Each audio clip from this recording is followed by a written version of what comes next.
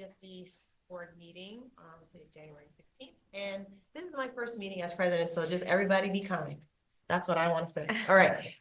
So I'd like to call this meeting to order at 7:02 p.m. Can we get a roll call? Director Bowles? Here. Director Dye? Here. Director Randall? Here. Director Marsh? Here. Director Grant? Just give us a thumbs up. Ask for to unmute. Here. Thank you. Also in attendance is legal counsel Bill Parkin, general manager Chuck Duffy, and assistant general manager Hope Atmore. All right. So we have a few items on the agenda today, including a closed door session planned for later this evening. Based on some of the comments from the community, there's been a request to kind of move up some of the items or one of the items. So I'd like to make sure the board is okay with the idea of moving the public comment section that would sort of precede the closed door session. For item 9. Yeah, for item 9, move that up.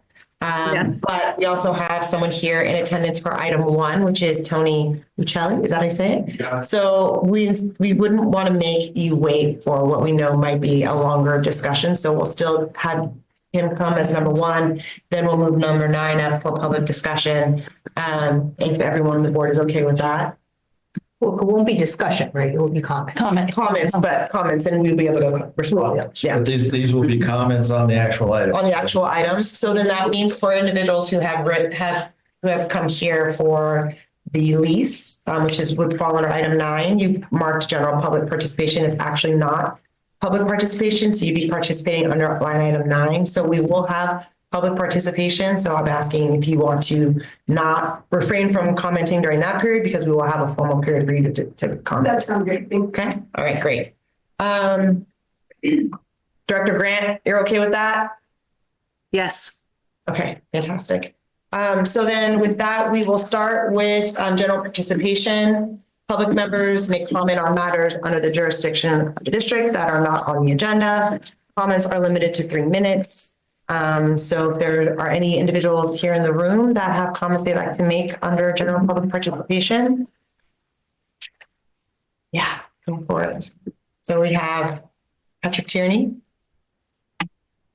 Hello, I'm Patrick Tierney, and congratulations, Wanda and Nancy, and a big thank you to Matthew for all the years that he spent volunteering here.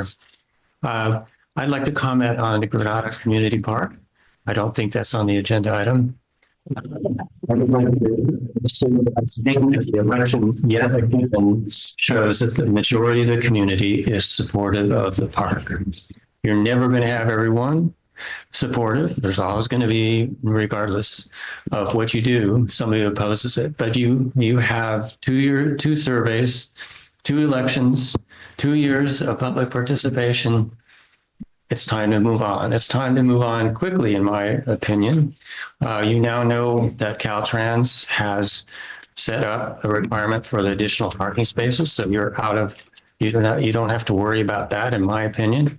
So you're clear. You are clear. The public has given you the go-ahead. Caltrans and Coastal Commission has given you the go-ahead to move forward as quickly as you possibly can.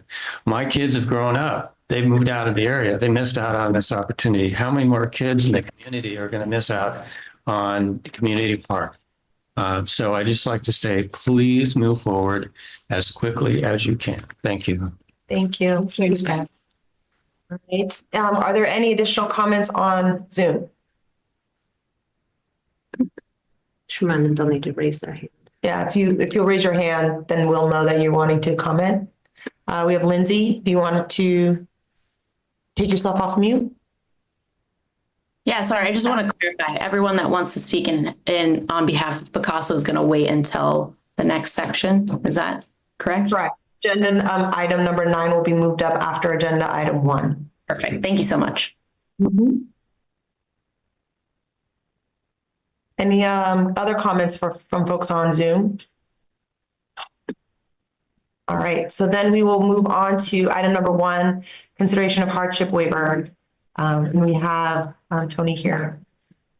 How are we doing this? Is he talking? Sure. Oh, sorry. You're going to talk first? Sorry. Hi, Tony. Yeah, you can come up here. I was in this room a couple of times for the CDRC for the lots, but it wasn't quite as formal as we got going on right now tonight. Okay. All right, I hope you want to. Yeah, yeah, just to give a little background, Mr. Uccelli applied for a variance in October. And in the course of reviewing that variance application, legal counsel went to, do the findings that are required. But his situation is a little bit different because of co-ownership or family ownership of various lots that are adjoining his. He has certificates of compliance for his lots. He's got plans that are almost to the, point of being completely done with the county planning and building. And so because not all of the findings can be found through the variance process, Mr. Uccelli asked to be considered for a waiver instead. So if you look through, his packet, you'll see that, yes, it is a substandard lot. But because he owns the 3 lots or owns within the family, the 3 lots there together, they actually come out to approximately 16,000 square feet, which if you subdivided into 3 lots would all be sufficiently sized for a standard lot for each one. Because of that, we're considering this waiver for him. So Bill, do you have anything to add to that? Yeah, and just give a little background. The basic principle of the variance process was we didn't want undersized lots building more than you normally could on a regularly done lot because of sewer flows. So, and this meets the broad requirements of that. Yeah. No, I don't have anything to add other than if we made Mr. Uccelli go through this process, he'd still have 3 houses on 3 lots. So it's kind of form over substance at some level. We talked about this last time. And there are 4, 4 conditions we have to meet, and for the staff report, all 4 conditions are met for a waiver. All right, that's the recommendation, and findings, I think, are in your packet right there, Yeah. with the findings. So if you agree with the findings, obviously you can approve the waiver. All right. Yes, we just said, I'm pleased to see that we were able to be flexible and do something sensible here. And prepared to support this. In fact, Sean, the motion. I'd like to make a motion that we approve the waiver for Tony Uccelli. A hardship waiver for APN 1047122-010, owner Tony Uccelli. I make the motion that we approve the hardship waiver. Second, And Chuck, and there's also the resolution. Does that have to be approved? And would you add to your motion the approval of resolution? Okay, it's not, yes, Yeah. it's including the resolutions necessary to implement this. And so is there any comment from the public? All right, so seeing none, then we'll vote. All right. Yeah. All right, do a roll call. Director Bowles? Aye. Director Dye? Aye. Director Randall? Aye. Director Marsh? Aye. Director Grant?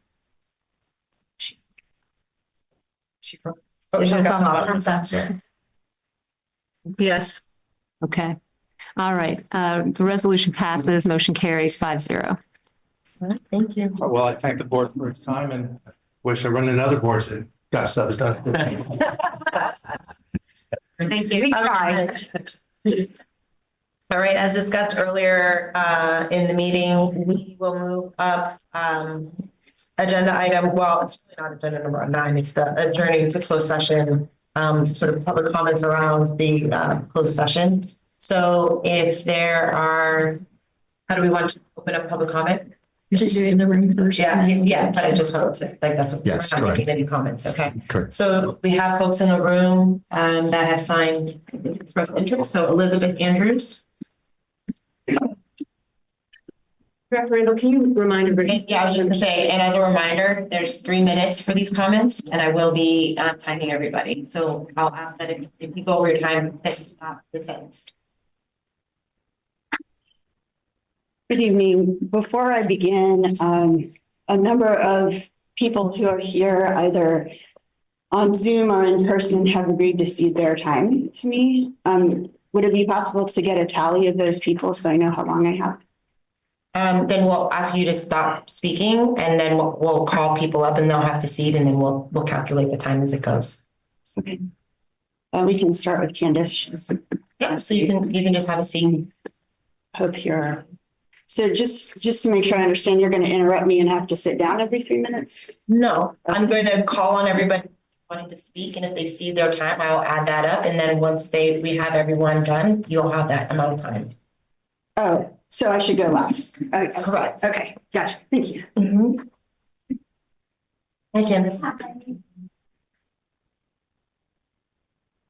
Hi, board members. My name is Candace, and I'm actually the owner and director of Picasso Preschool, and I'd like to cede my time to Elizabeth Andrews. Great, thank you. Yeah. Hope, are you keeping track? Yeah. Okay. All right, So I'm going to start just as the line comes up, and I'll Sure. start with Rolvick Thomas, followed by Samantha Burns.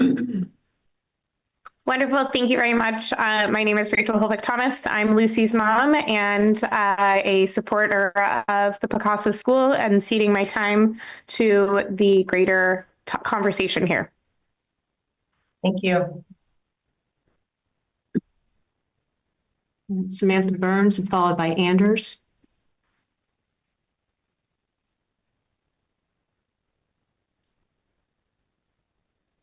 Samantha Burns.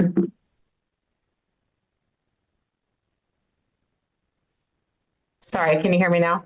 Yes. Okay, sorry about that. I also am a supporter of Picasso Preschool, and I cede my time to Ms. Andrews as well. Thank you. Anders, followed by Katie Mulligan. This is Anders Holvick Thomas, and I cede my time to Elizabeth Anders. Thank you. 1 second, you guys. All right, Katie Mulligan, followed by Alexis King. This is Katie Mulligan, and I'm a supporter of Picasso, and I cede my time. Alexis King, followed by Mindy Stewart.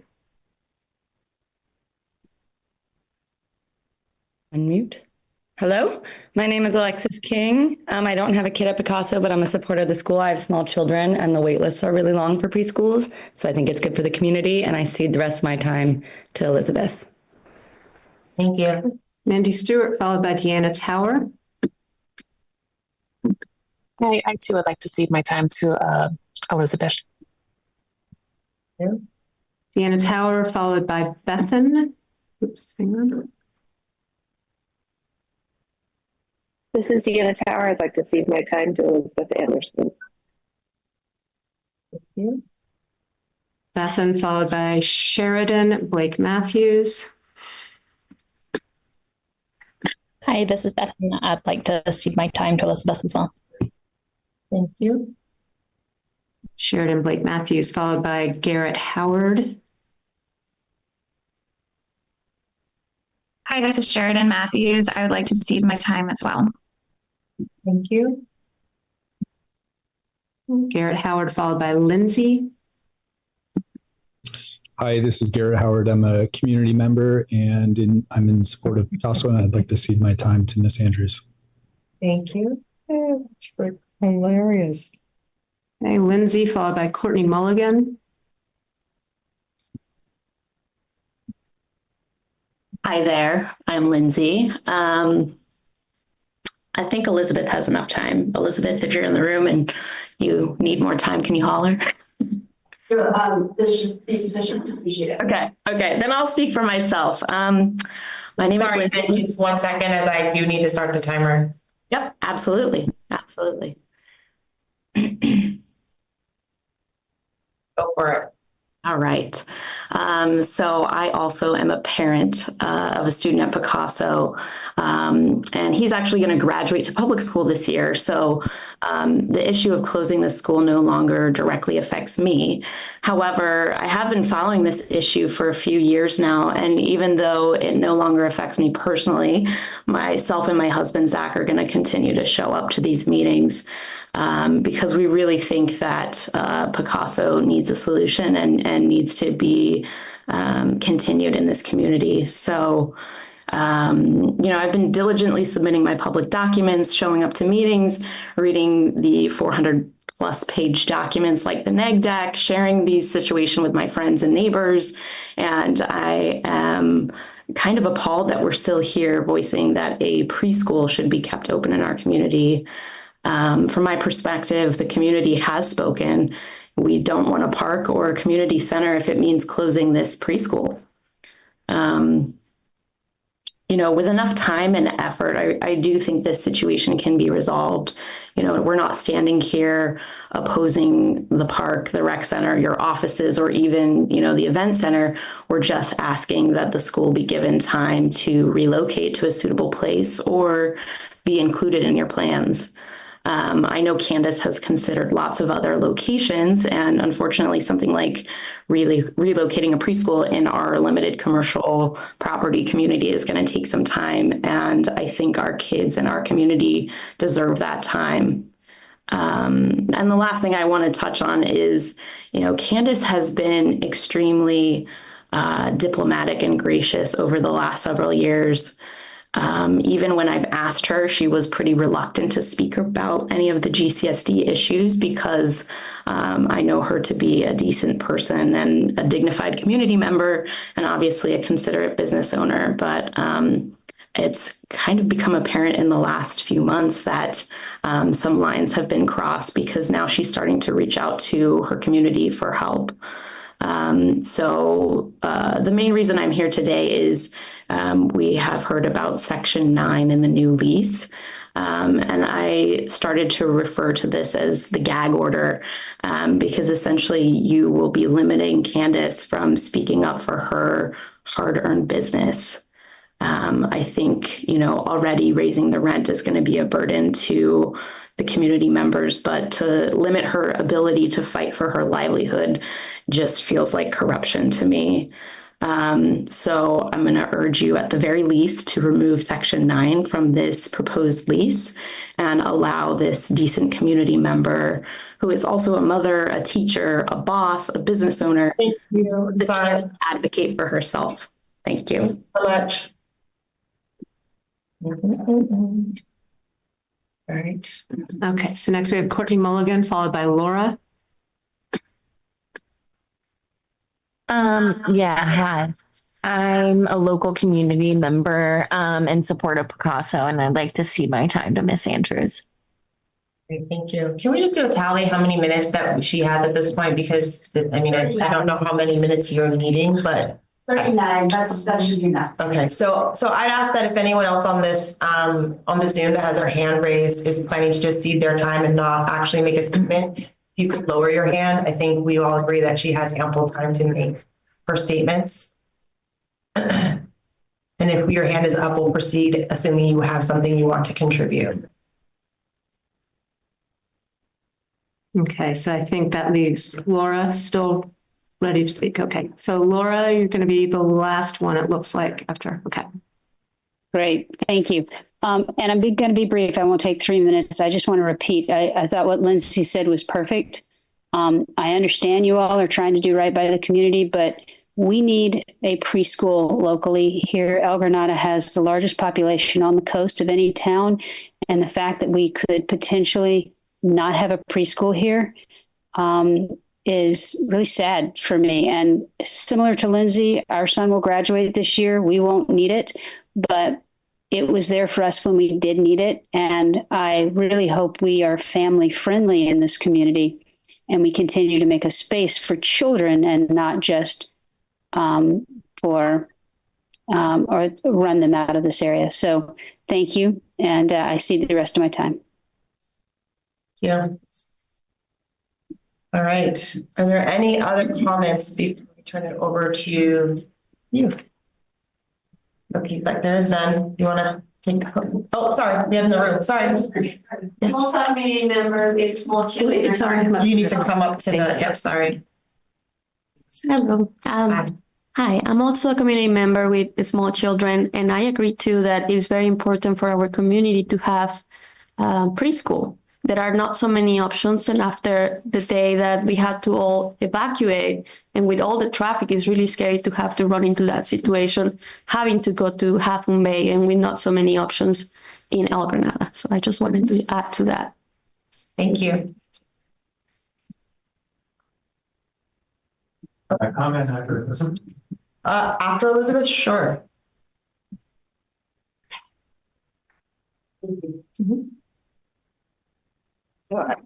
I tallied 13. So I don't think I'm going to need 39 minutes, but I'll start my clock. And thank you so much, parents who tuned in to cede your time. Y'all have just been amazing fighters, all of Picasso's parents.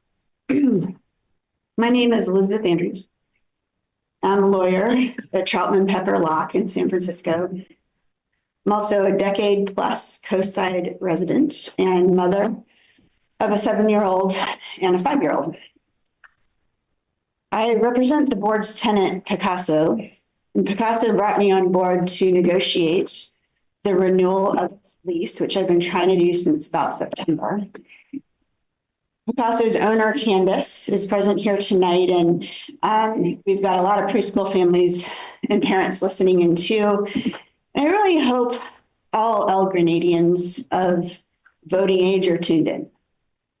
And if not, I hope they get a chance to catch the recording later. During the pandemic, almost everyone who was a parent of young children had an opportunity to experience what it's like to need childcare and not have it. For my part, my sons were 1 and 2 when lockdown started. So I had about 10 or 12 months when I had to take care of my toddlers all day and work all night in my full-time job. I slept no more than 1 to 2 hours per night for at least a year. About halfway through that year, I vividly remember I was standing at my stove, boiling noodles for my kids' dinner, and thinking about how I had 8 to 10 hours of urgent, time-sensitive work ahead of me after I put the kids to bed, 8 to 10 hours. And our society and our government was expecting that of me, demanding that of me, that not only that night, but every night for month after month, I had to take care of my kids and work on my job. And my tears were just falling into the cooking pot and salting the spaghetti water. It just felt so unfair that was being asked of me. Our society is just not set up for working parents, especially parents of kids under 5. So fast forward to today, I agreed to represent Picasso pro bono in its lease renewal negotiations because I want to do something to prevent the government from putting more than 30 local families in that same position that I was in, salting their spaghetti water with their tears by evicting the town's only preschool and leaving all parents of young children in El Granada with no local daycare option at all. Those families are not some fringe constituency. They deserve the support of everyone in the community. Whether you yourself have little kids or not, you still should care about people who do have little kids. And as has been said many times before, Picasso is not against the park. Full stop. There's just no need to evict us in order to have the park. We want you to have the park, and we want you to keep us. The various arguments against closing down El Granada's only daycare have been explored at great length. So I'm not going to repeat them further here, but there have been some new developments in our lease renewal negotiations that warrant public attention.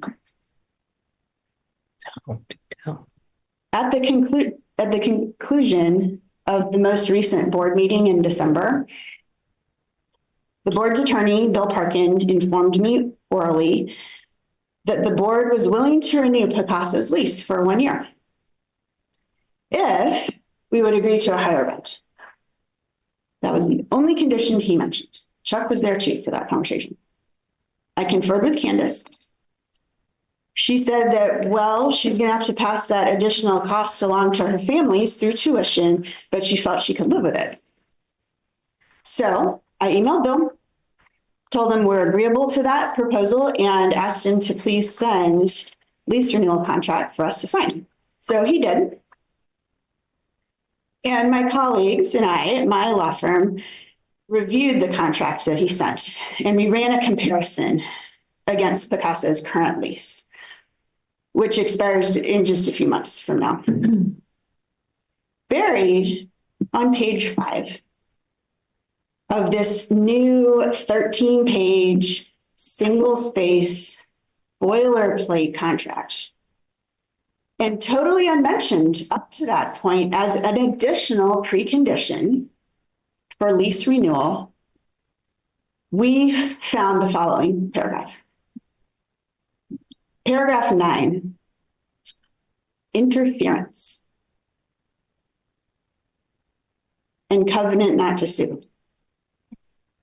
In consideration of the promises set forth in this revised lease, tenant, that's Picasso, shall not challenge or encourage or assist third parties to challenge landlord's decisions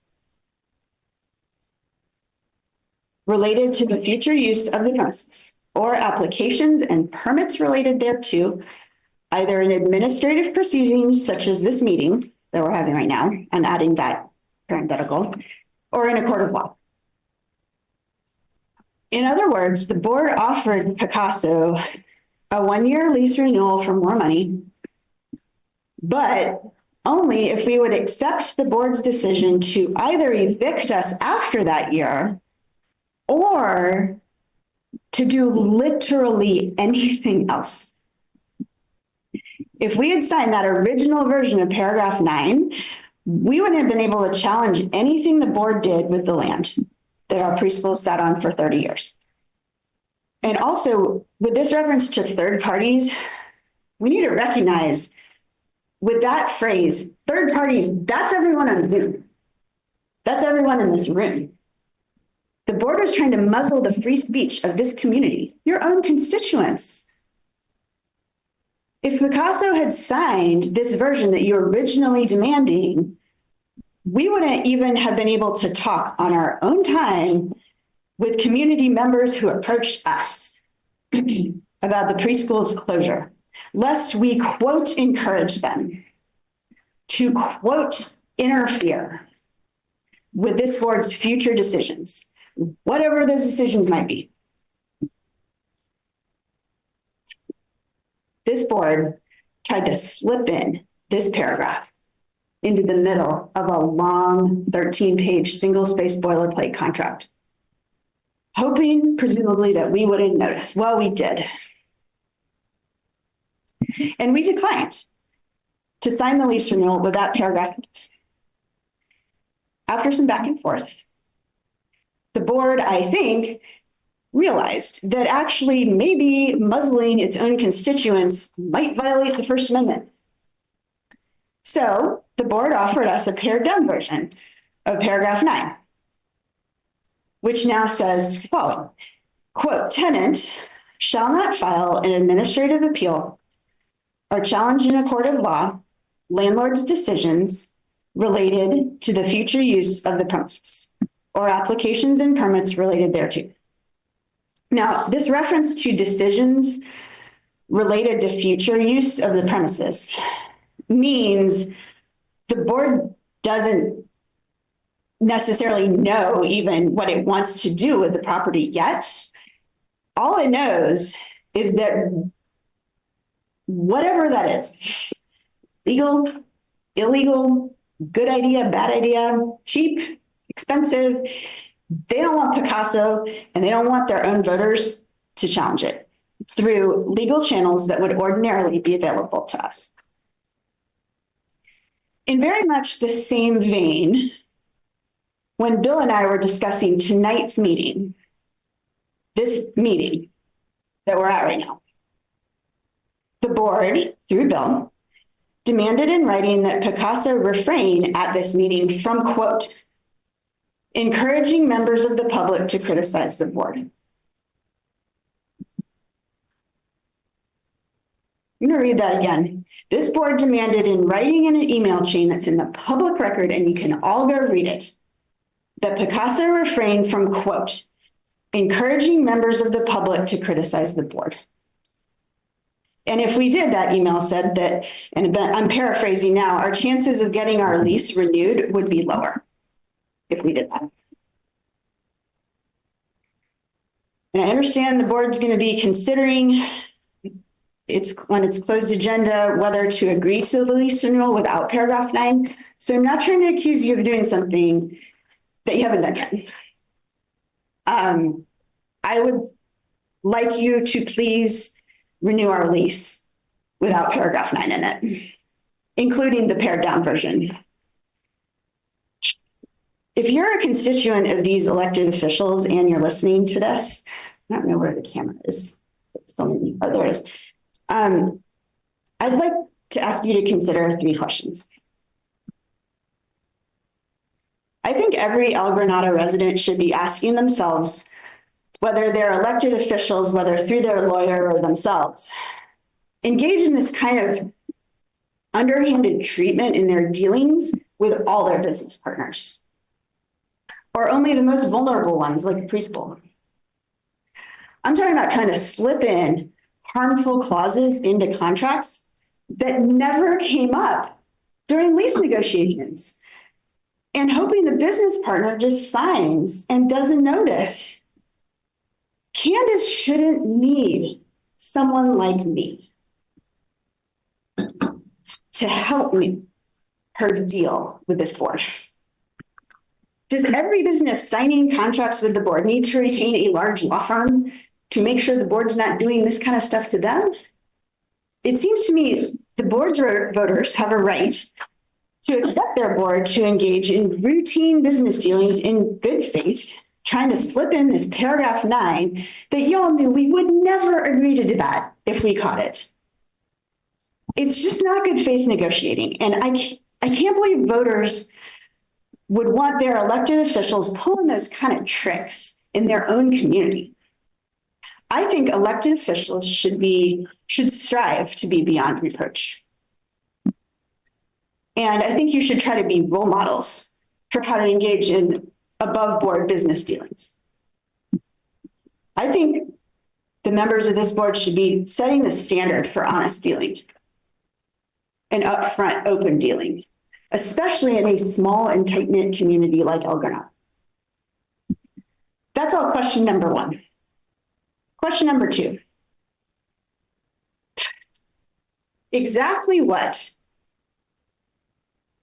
illegal behavior could this board be planning to engage in such the board would demand that a preschool would give up its legal right to challenge decisions the board hasn't even made yet? Picasso Preschool isn't litigious or preschool. Candace has never threatened to sue anyone in 30 years. What can the board possibly be planning that is so illegal that they feel they need to slip in paragraph 9? I hope we don't notice it. And if the board doesn't have any intention of breaking the law with respect to their future land use, which I fervently hope you don't, why are you so worried? Why are you demanding that we, who have never threatened to sue you, have to agree in advance not to challenge anything you might do? And whatever it is, it's just a very odd thing to insist on. And I think the board's constituents ought to wonder, why is the board digging in on a thing like that? I'm scratching my head, honestly. So that's question number 2. Question number 3, and this is my last one to the people of El Granada. Do the board's constituents find it as sad as I do that elected officials committed to the Constitution have characterized the act of hearing from their own constituents and business partners as, quote, interference? That's the word that the board used in the original draft of our lease renewal, interference.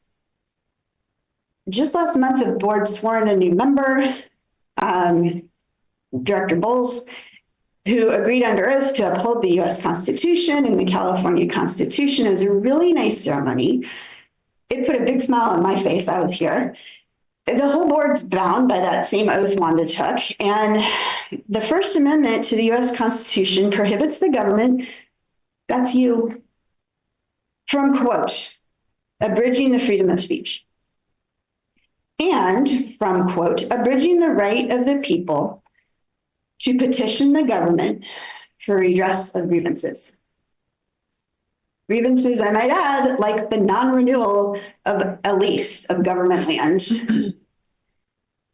The California Constitution, also in the board's oath, Article 1, Section 2, Subdivision A, says this: every person may freely speak, write, and publish his or her sentiments on all subjects.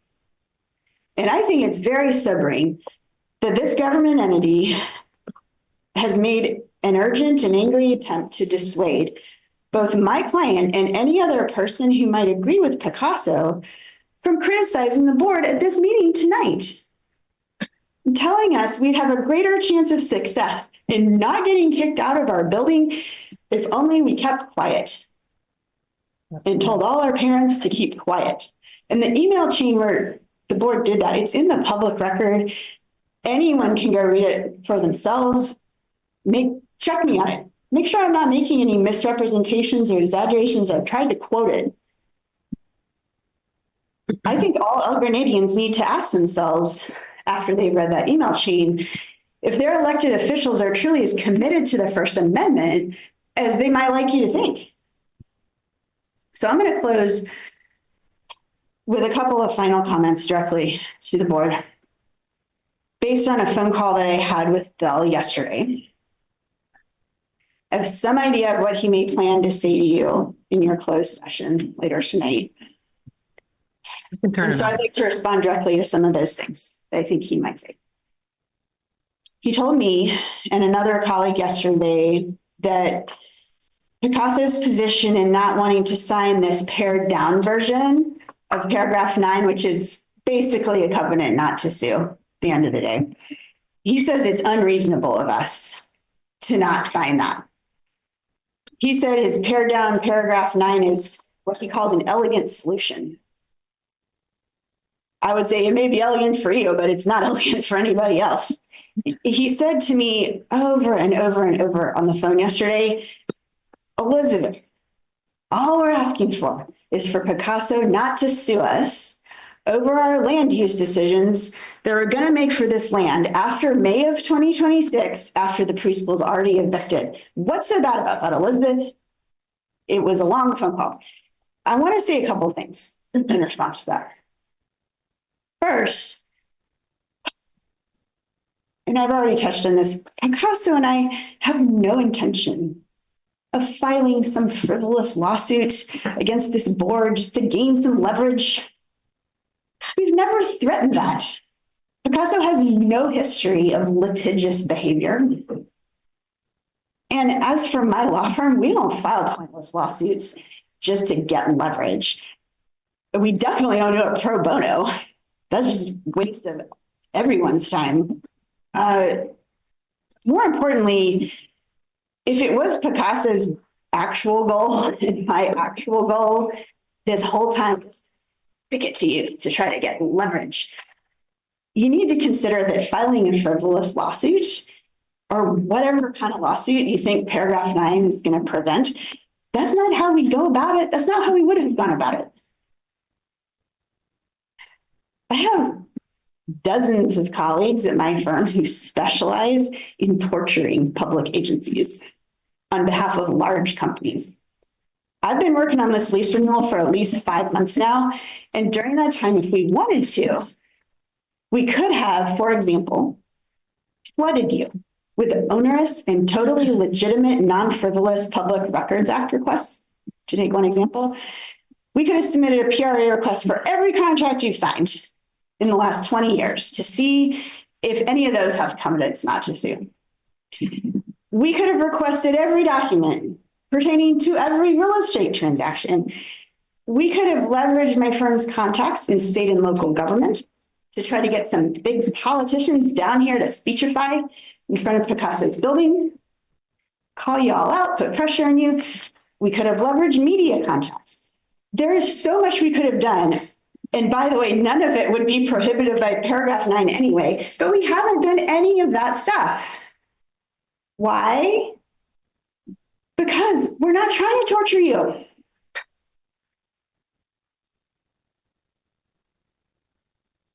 Like maybe me speaking is torture that would make Director Dye laugh when I said that. I didn't laugh. I did not laugh. Bill seems to view himself and all of you as Picasso's victims or potential victims, and you're not. So please don't listen to him when he tries to manipulate your feelings to make you feel embattled. You're not embattled. We haven't done any of that stuff. We're not planning on it. And if we did, paragraph 9 wouldn't prevent us anyway.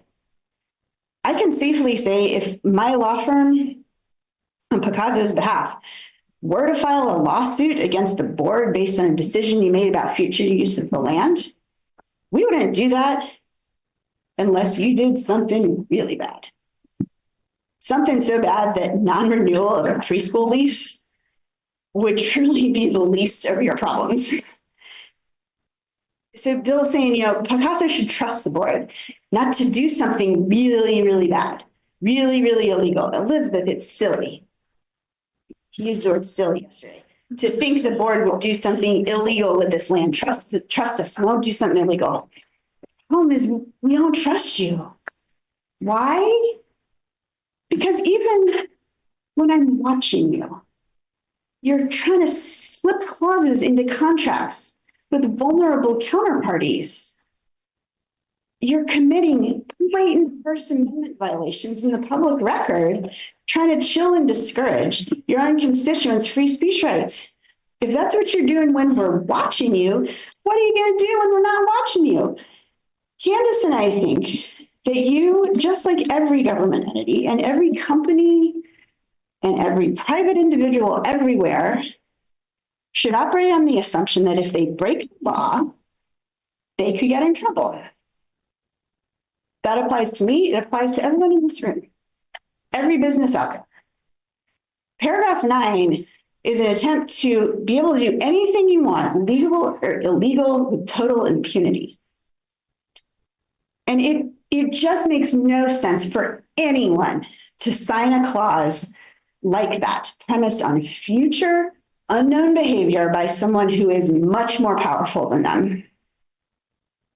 No one would sign paragraph 9 in a lease. I don't know if anyone on the board is a business person. Maybe you have been in the past, but I guarantee you'd never sign something like that if it was your business. So for all of these reasons, I would ask on behalf of Candace and Picasso and myself and all the parents listening in, please vote to allow Picasso to renew its lease without paragraph 9. Thank you. 22 minutes, Jen. Thank you. 23 minutes. I believe you wanted to say something. I'll refresh my title. Patrick Journey again. Just wait, sorry, 1 second. I need to refresh. Just wanted to say that our household had 2 working parents for a total of 30 years. We had a lot of sleepless nights as well. And so I empathize with the parents who are here completely. Our kids grew up on the coast side. I have been working with the board, Sealand Board, for the last, since its inception. And I've never witnessed an underhanded, non-public decision. 2 years and plus of public meetings for the park and the community center, I think, speak to that loudly. On the other hand, I am supportive of the idea that any community member can speak up on any issue. But if this is strictly a commercial relationship, and this was a willing seller and a willing buyer relationship to begin with, then there are non-compete clauses that are standard, as an example. So I would encourage the board to make sure that in no way the public is prohibitive, if they could ever be, from speaking out on the issue. But if it's a business relationship, we certainly have contracts that have been used for that for many years. In my business, I certainly had those. So thank you. Thank you. Okay, so because we have moved this up, we are going to have some comments from the board. And maybe Bill, you might want to say something too, but before Should we have comments? We're not having It's a closed session item. I mean, it's up to you. I mean, it's your prerogative, but this. Can I just say something procedurally that I think is important? Sure, absolutely. For Absolutely. the community. Absolutely. I do think it's important just from a procedure standpoint. I'm sure, Elizabeth, you're aware of this, right?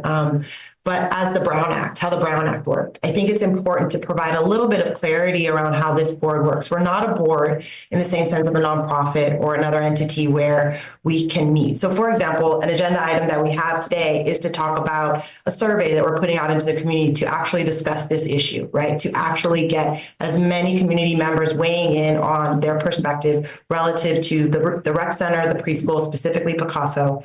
We have an ad hoc committee that has been formed. We can only have 2 members from the board in that ad hoc committee. Otherwise, it becomes a subcommittee. And there are different requirements for a subcommittee to meet. And we cannot all reply between meetings. Otherwise, we're having a serial meeting outside of a public session. So as an example, with our ad hoc, myself and Wanda are on that committee. We're the only 2 board members working with Hope to do this work. And we're going to present tonight our survey and our plan for the survey and all of those things to the community to get everyone aware of what's happening, right? As it relates to this issue, this board has not been involved in any conversations as it relates to the lease because we cannot be involved in a conversation as it relates to the lease. So standing up in front of this board saying the board has done something, we haven't. That's what this meeting is for. So the job is for our lawyer to bring back a red line lease that has been discussed between your party and ours and present your perspective and ours. And we will then discuss it and decide what we want to do. So the item number 9, if you had redlined it or earmarked it, he as our lawyer would bring that to us and we would discuss it in closed session and we would decide what we want to do relative to that. That's how this works. We don't work off cycle. We can't work between meetings. We're not putting together any agenda or any lease in a work group. There's no work groups. This is where we do the work. So I think that's important. There's been a lot of what I would say besmirching of my integrity and my colleagues' integrity around how we're conducting ourselves. And I think it bears merit while we have all of the eyes of the parents here to hear and understand that we are operating to the letter of literally the law and how we have to operate as elected officials. So that's what I wanted to say. Can I just clarify, we can't respond as a board except in this sort of meeting in the public or closed session in this meeting. So we have not discussed as a board anything that Bill has proposed, and that's what our closed session is for. Yeah, that's what yes. Okay, so with that, we will move on now. I have to stay. 16 minutes. Can I talk more? Am I done? We're not going to have public session is closed. Yeah, what? Yeah. Sorry, once you stop talking and we talk, public session is closed. Sorry. What about the board? Does the board get to speak? Yes. We will have, you just walked in, so public session is closed for this item, but we will. I've been listening and trying to the Zoom, see if I can drive back and work, and I listened to the entire thing. So I just wanted to add my favorite comment. Okay. Well, let's let him go first. Okay. And let Jill go first. Well, okay. Why don't you have to step up to the podium? Yeah, my name's Will, and I'm not a resident. 1 second, please. Sure.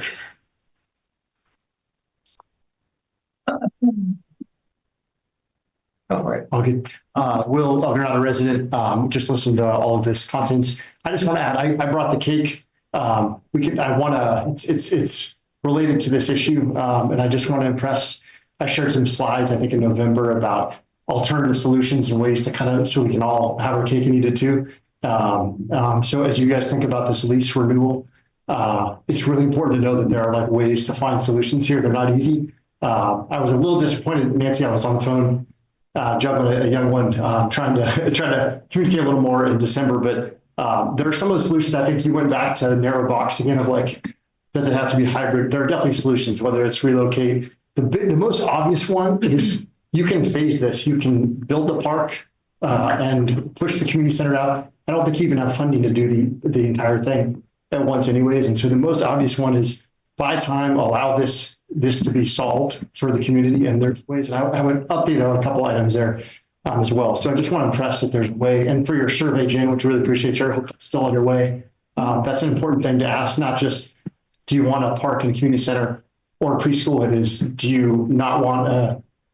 want this possible alternative phasing where we have a park initially and it may be a number of years before there's a community center until this preschool is found? That's an important thing to ask in your survey, that can be a possibility.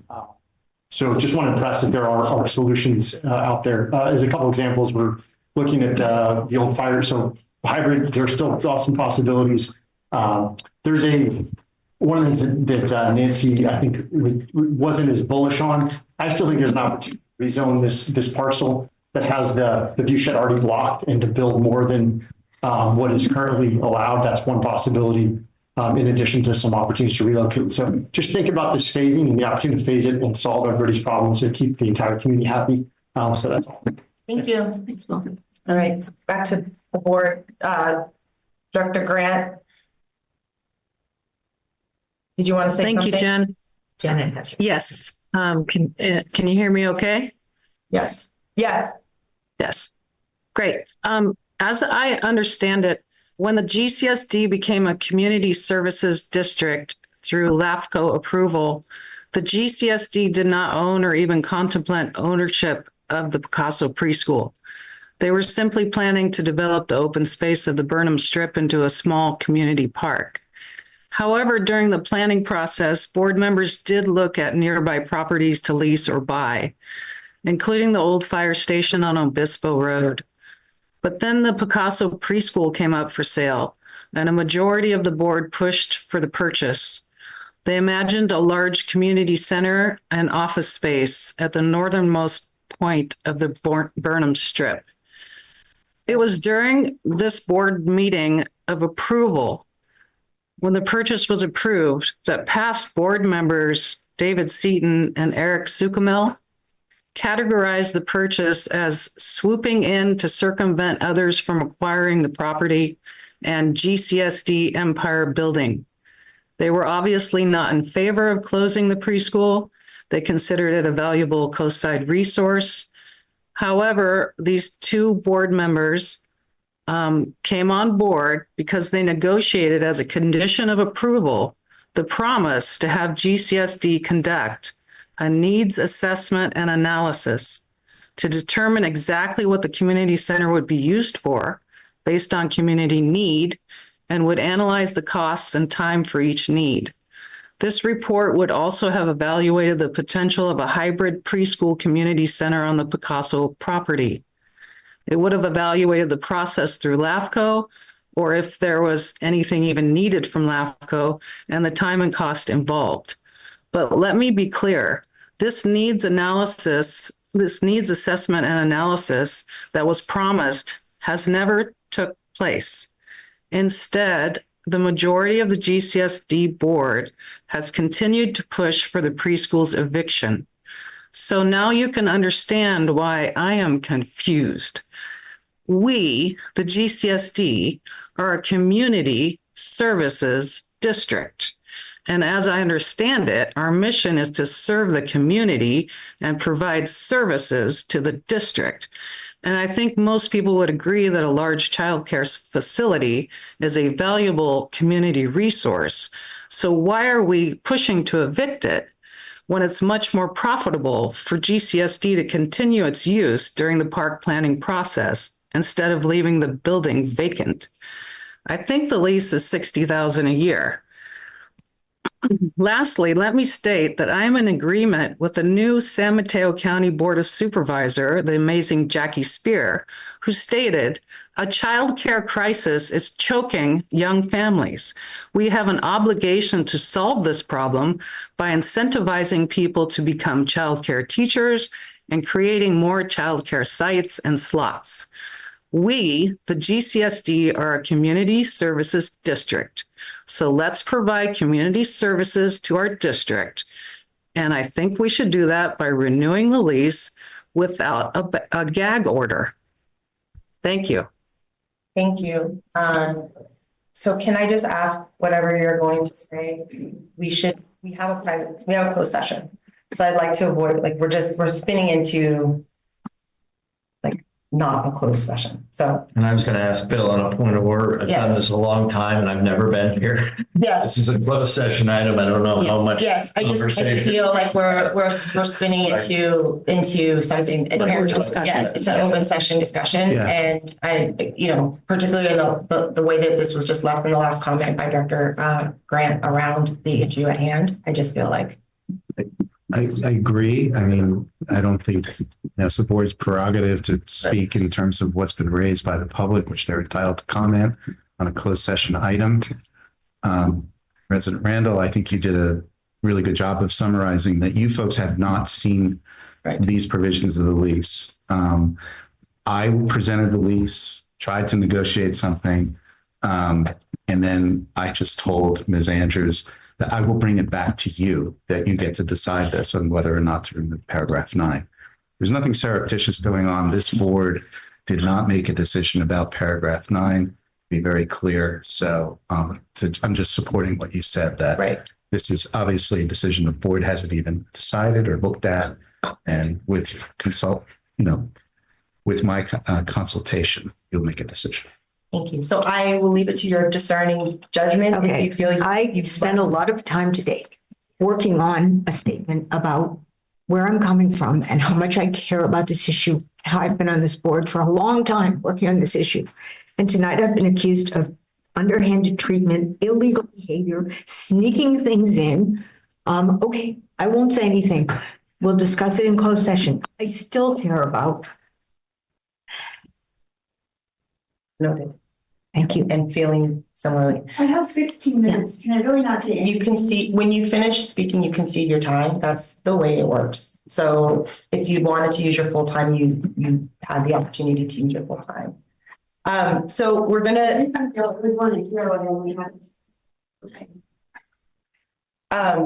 So I'm going to actually ask us to move on now to, if there's no other comments, we're going to move on to our agenda in the regular order that it's meant to be. So we have Parks and Recreation activities up first. Hope, do you want to go first and then I'll go after you? Sure.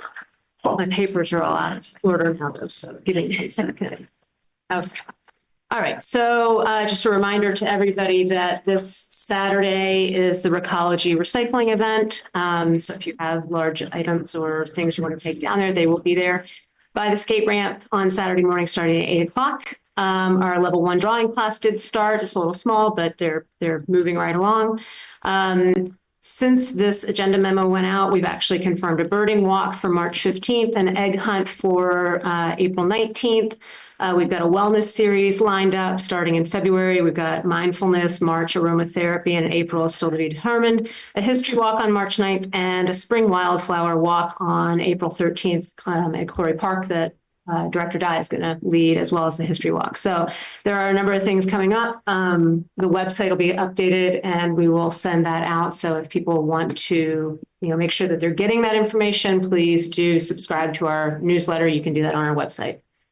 Thank you. So many good things. Appreciate it. Okay, so the next item is a report from the Community Recreation Center. Director Grant has her. Oh, sorry, Director Grant. I see Janet has her hand up too. Is Janet wanting to speak? Or is that? I exhausted. I only made the exception because this gentleman was trying to get off mute from the Zoom and came here physically to speak. So that's the reason I opened up the public floor. We had closed public floor and we were onto the board. So that was an exception I made, and I'm willing to say that was an exception, and we moved on to the board. So unfortunately for public commentary at this point, we've closed that. Okay, I just wasn't sure if she wanted to speak on Parks and Rec. I'll go ahead. Yeah, go ahead. Hope, how do you schedule an activity? If you want to do an educational class or a community volunteer day on the Strip, how do you do that? I mean, if you wanted to lead something, you just reach out to me and we can talk about timing and scheduling. That's all there is to it. And there's some people that I've been reaching out to for various classes and so forth. But if you have something in mind, just, send me an email or give me a call. And then how do you request funds for the activity? Most of the things that we do, Director Dye leads a number of walks and she just volunteers her time to do those things. We have budget for activities. So if it was small amount of materials or something like that, we can do. The classes that are being done by instructors, we charge for them and pay them as contractors. I'm thinking more of a educational community volunteer day for invasive species, but we would need gloves. So that is a cost. That's totally fine. Yeah, absolutely. So I would just send a request to you. Yeah, and we would coordinate the write-up for the event and how you want to publicize it, how you want to advertise it, and the timing and so forth. Okay, thank you. Are there any? Oh, I have one other thing to add.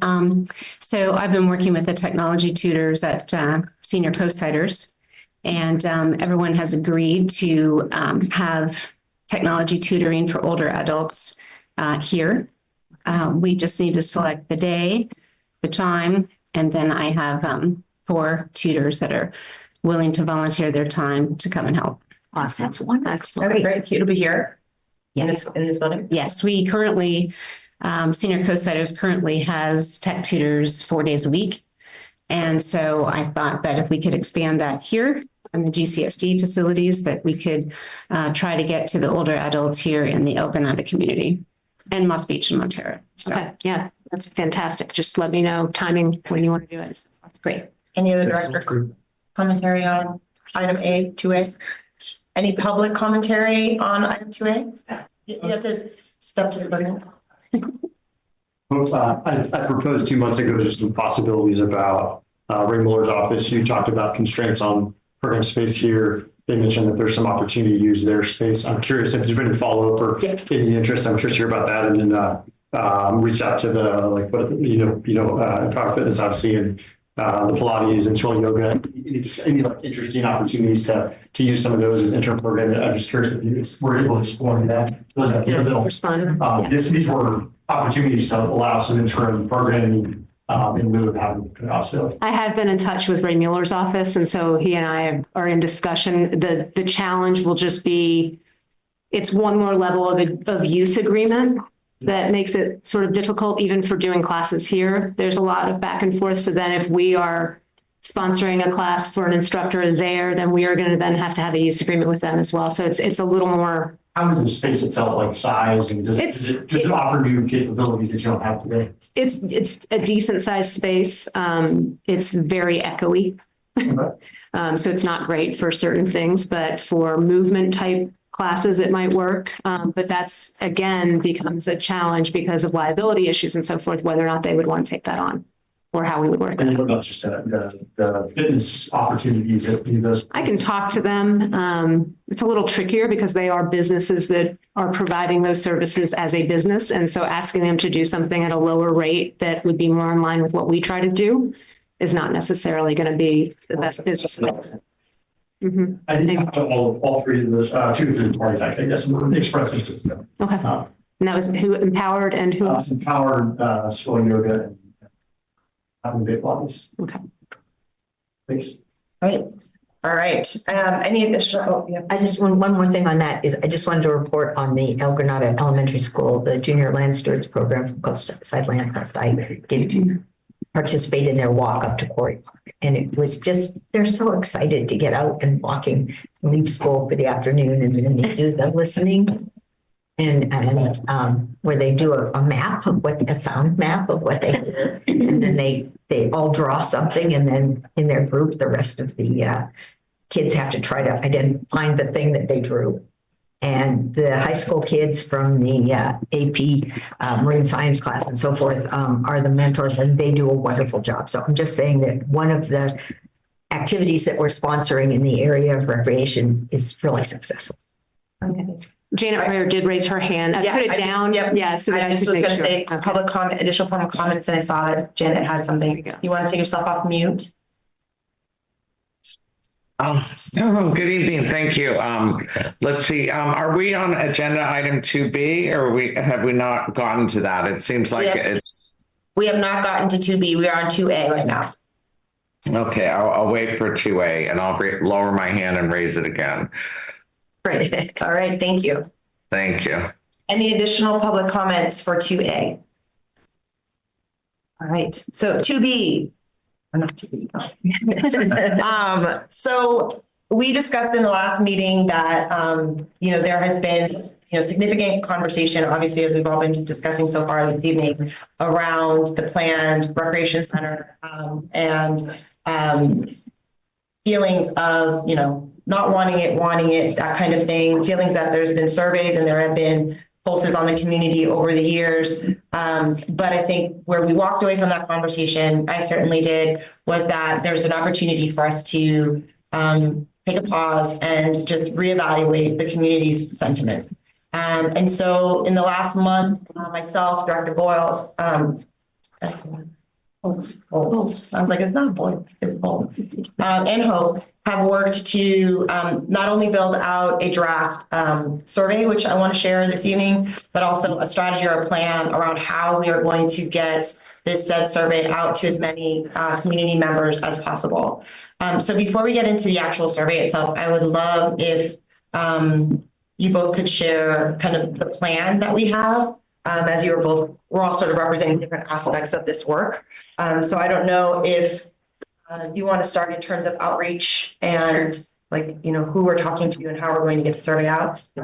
Sure. Thanks, Jen. So what we've done is we discussed kind of key community areas that would be a good place for gathering the information. So I've been to 18 locations, and I don't know if you want me to read all of them, but okay. So the Granada Post Office, Spangler's, Granada Hardware, the Press, Granada Beverage, Maverick Surf Shop, India Beach, Harbor Pizza, the Easy Mart, Hop Dogma, Half Moon Bay Brewing, Mezzaluna Cafe, OPL, that's Old Princeton Landing, Barbara's Fish Trap, Catch, Jetty Wave, Blue Ocean Brewing, Senior Coastsiders, and all of these organizations have agreed to post a poster with a QR code for the survey.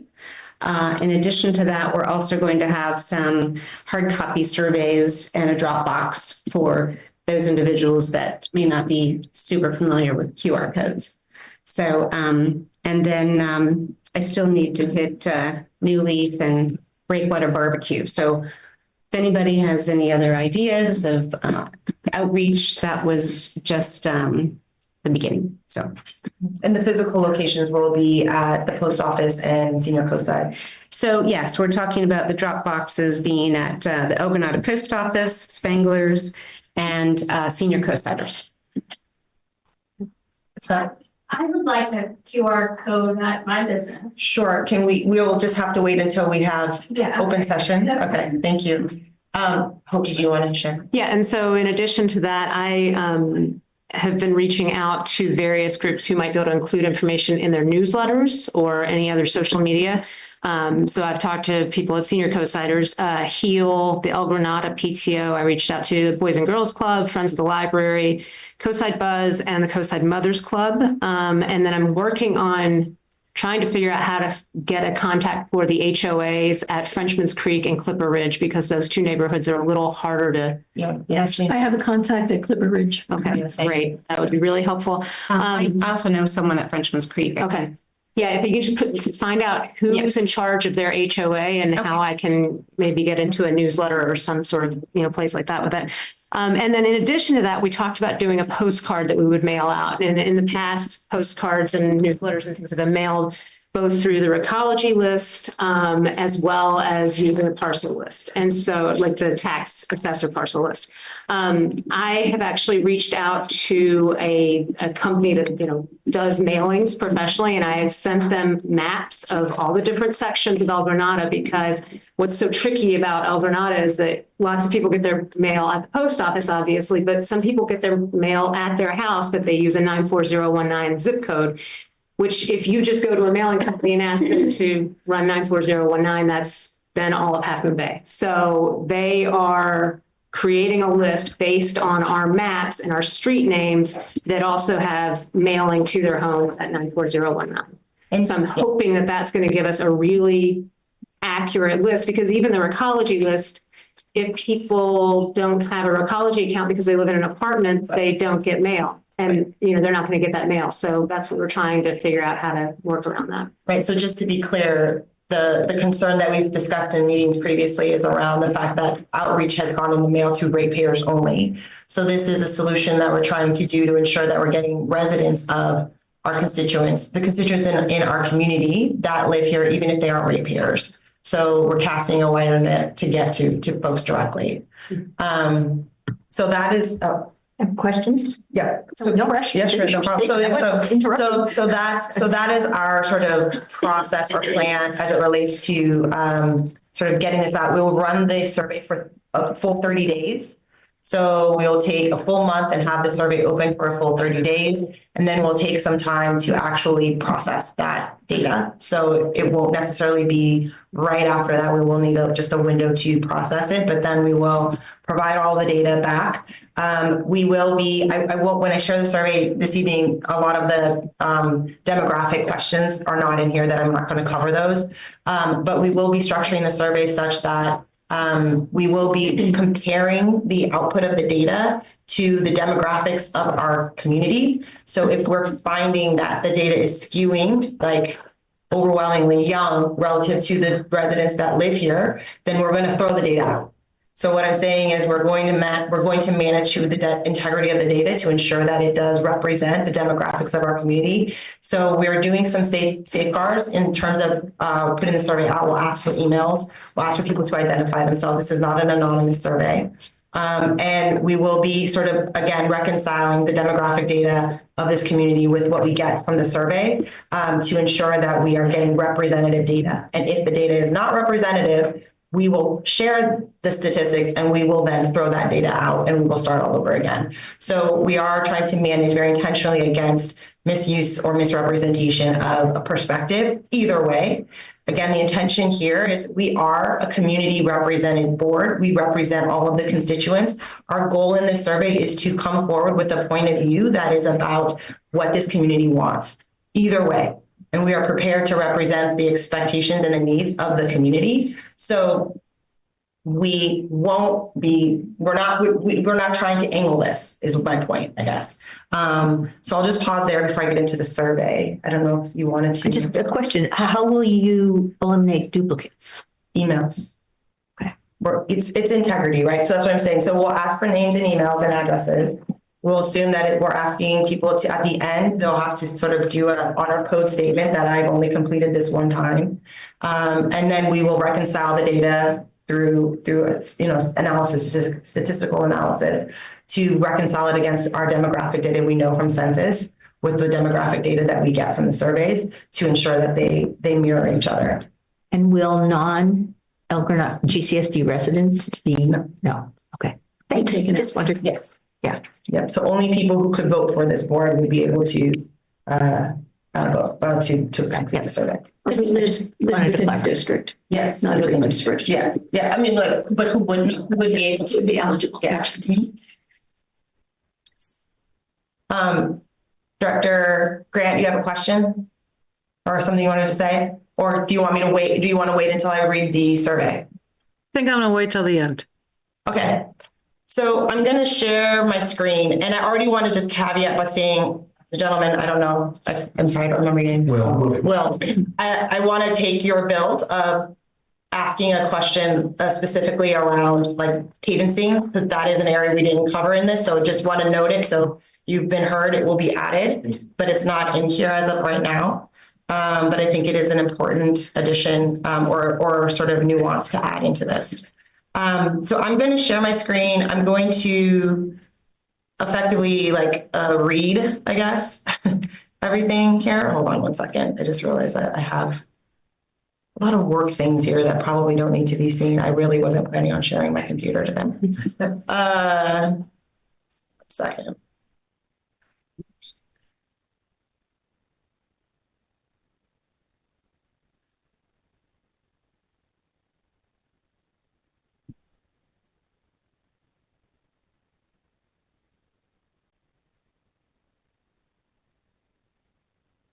Okay. Okay. There we go.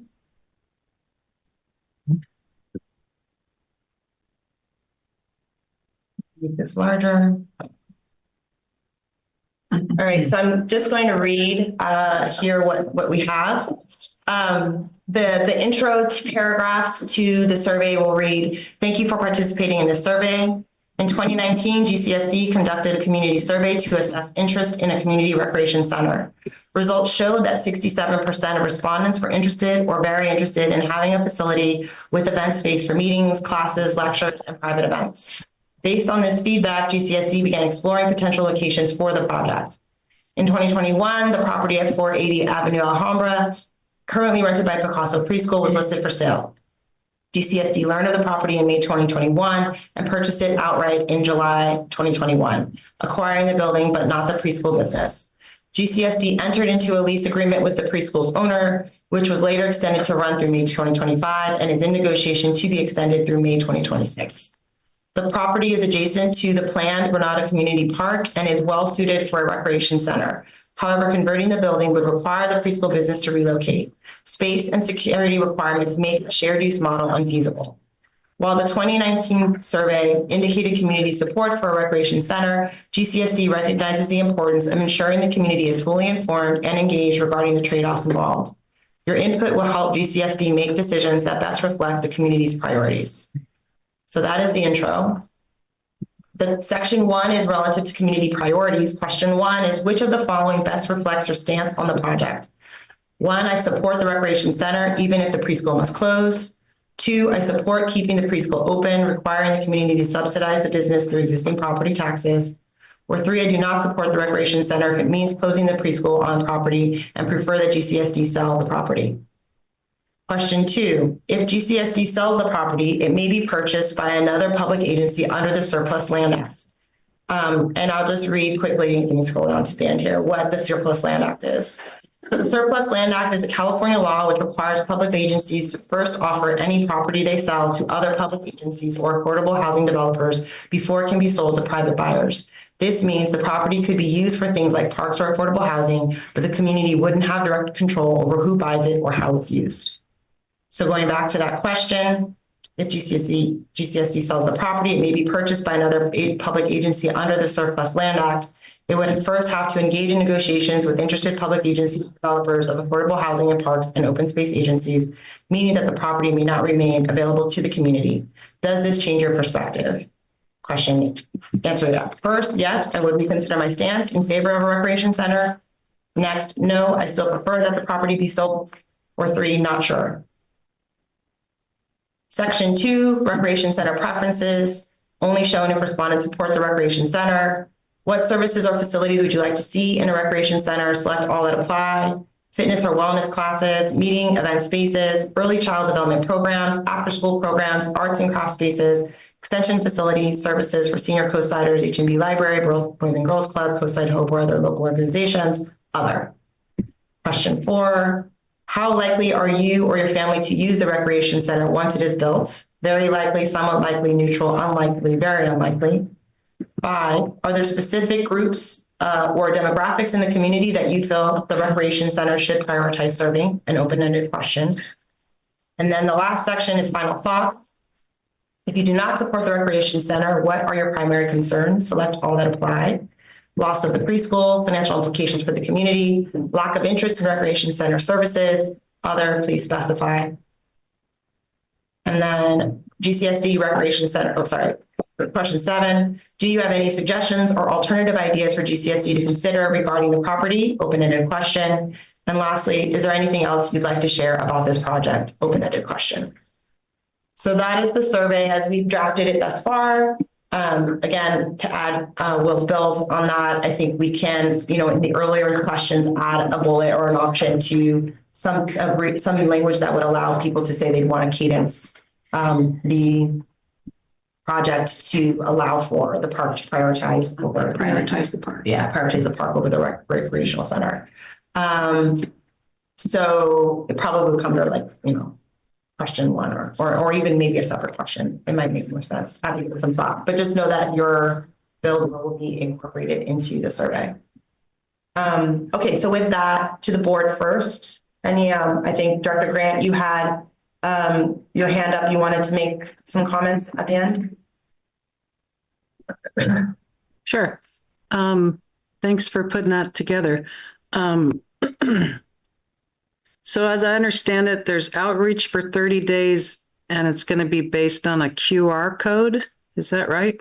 We'll have a QR code, we'll have physical surveys as well in the community. And we'll post, we didn't mention too, we'll post on Nextdoor and other channels too. So people can access it. How would they get the physical surveys?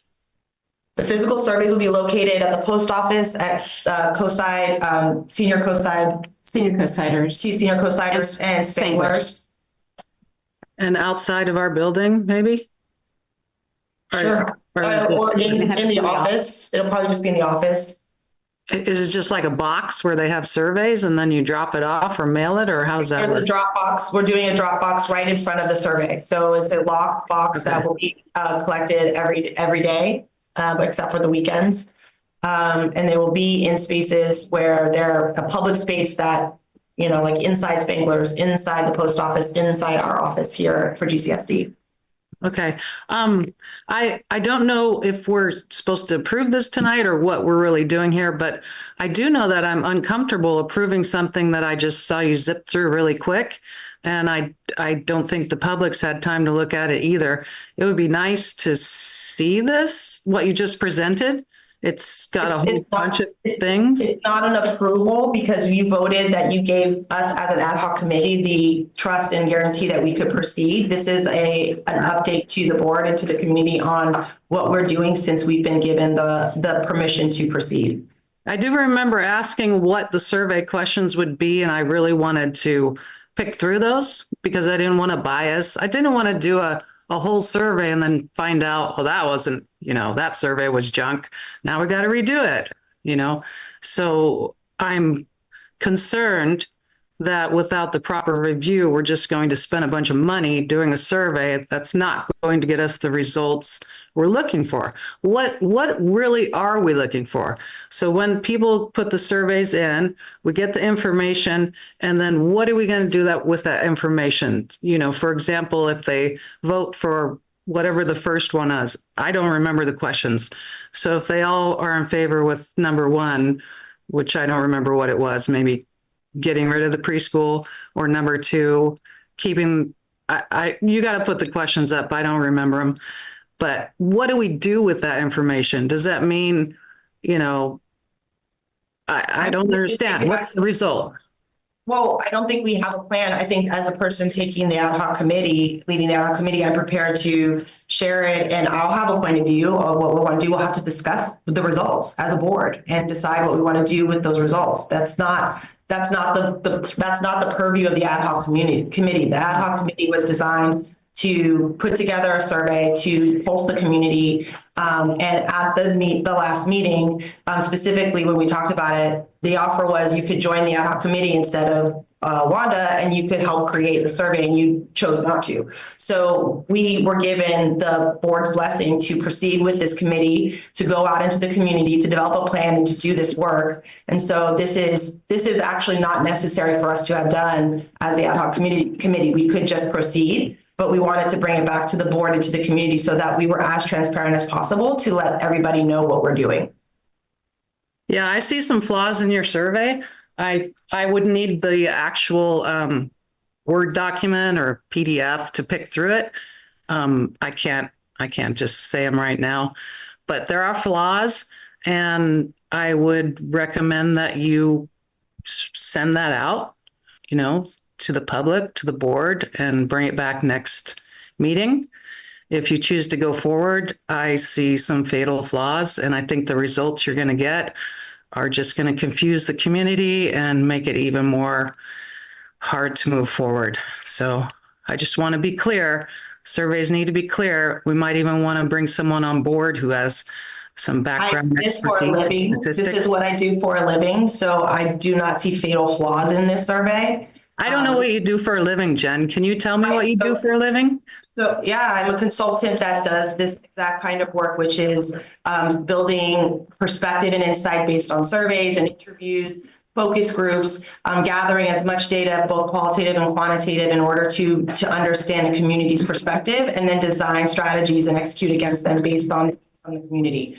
So I literally do this for Fortune 50 and Fortune 100 companies and Global 100 companies down to startups in the Valley. So you do it for public agencies though? Yeah, I do it for nonprofits. I do it for the boards that I'm on. I do it for nonprofits that I support. I do this all the time. I've been doing this for over 20 years, almost 25 years. So I do not see fatal flaws in this. And so, I'm happy to, I apologize. I didn't know you didn't have a copy of this. We all have a copy of this here. So if you don't have one on your end, then I apologize that didn't get to you. Doesn't she get it?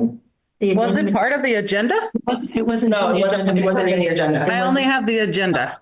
Yeah, it wasn't in the agenda. So I don't have it. So she has it for reference. Yeah, I can forward it to you. I don't actually, well, yes, can you? I'm going to take you right this minute, but can I then say that, I'm sorry, are you finished, Director Grant? I'm finished, thank you.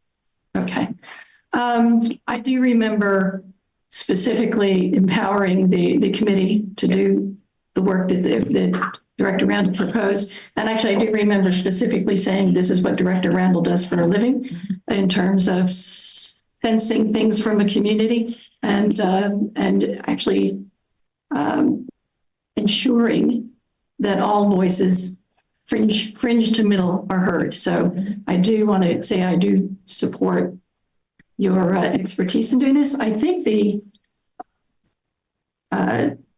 as Hope described, we're putting things as comprehensive. I think you've got some new things with the Dropbox. I have a question, Hope. When you talked about mail and trying to get the mail to every resident's house, is that specifically for a postcard with the QR code so people can access online? Yes. Okay. And also notification of where physically they can go to get a survey if they want to physically fill out a survey. Okay. I do remember in the 2019 survey standing in front of the post office the day it was hitting post office box, waving it at people. Yes. The good fortune is there's no longer a recycle bin in the post office, because I literally stood looking in the window watching people toss it in the recycle bin on their way out the door, and we retrieved about 100 of them from that recycle bin later in the day. You can't get people to look at all their mail. I mean, I'm sure all those people said, I never saw it. It doesn't necessarily mean they never got it. Right. It just means they never saw it. I think there's one question that from the July 2021 meeting, when we first closed the deal on the preschool, that the folks who come from the preschool community to make their voices known have asked us to ask the community. Yes. And that is exactly your question one, answer one. I support the recreation center, even if the preschools must close. Right. And so it's also, has then I support the preschool, even if it means we don't have a rec center. So I think asking both of those and letting people choose is exactly the question that the preschool community has asked us to ask. And so, those, I don't think we have to go all the way around the houses again. That you covered even in the Q3, what services people want, basically the things that people said they wanted. So it validates the 2019 survey. I do want to say, just responding to Director Grant, because I've heard this before, I just went and checked back minutes. We never as a board agreed that we should commission a formal needs analysis point by point. It was discussed in the October 2022 meeting where Director Sukamel had a number of questions. How do we know this is needed? How do we know it will be used? What gives us confidence that we could actually make it worth displacing a preschool? And that's what we tried to answer, I think, in the March 2023 meeting. But there's no vote you can find anywhere that says the board agreed that we would commission a third-party needs analysis at the level of formality that Director Grant described.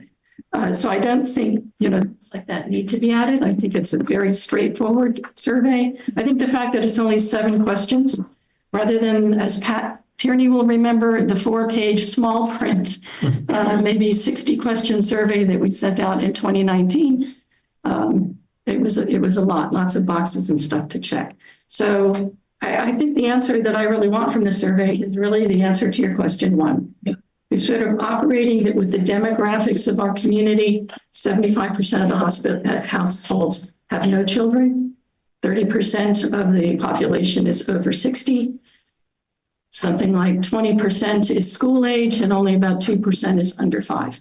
El Granada has about 11% of the under 5 community, according to the 2020 census. So we kind of operated on a rec center could meet the whole community and its demographics more than a preschool can meet, as constrained as preschool resources are on the coast, and I know they are.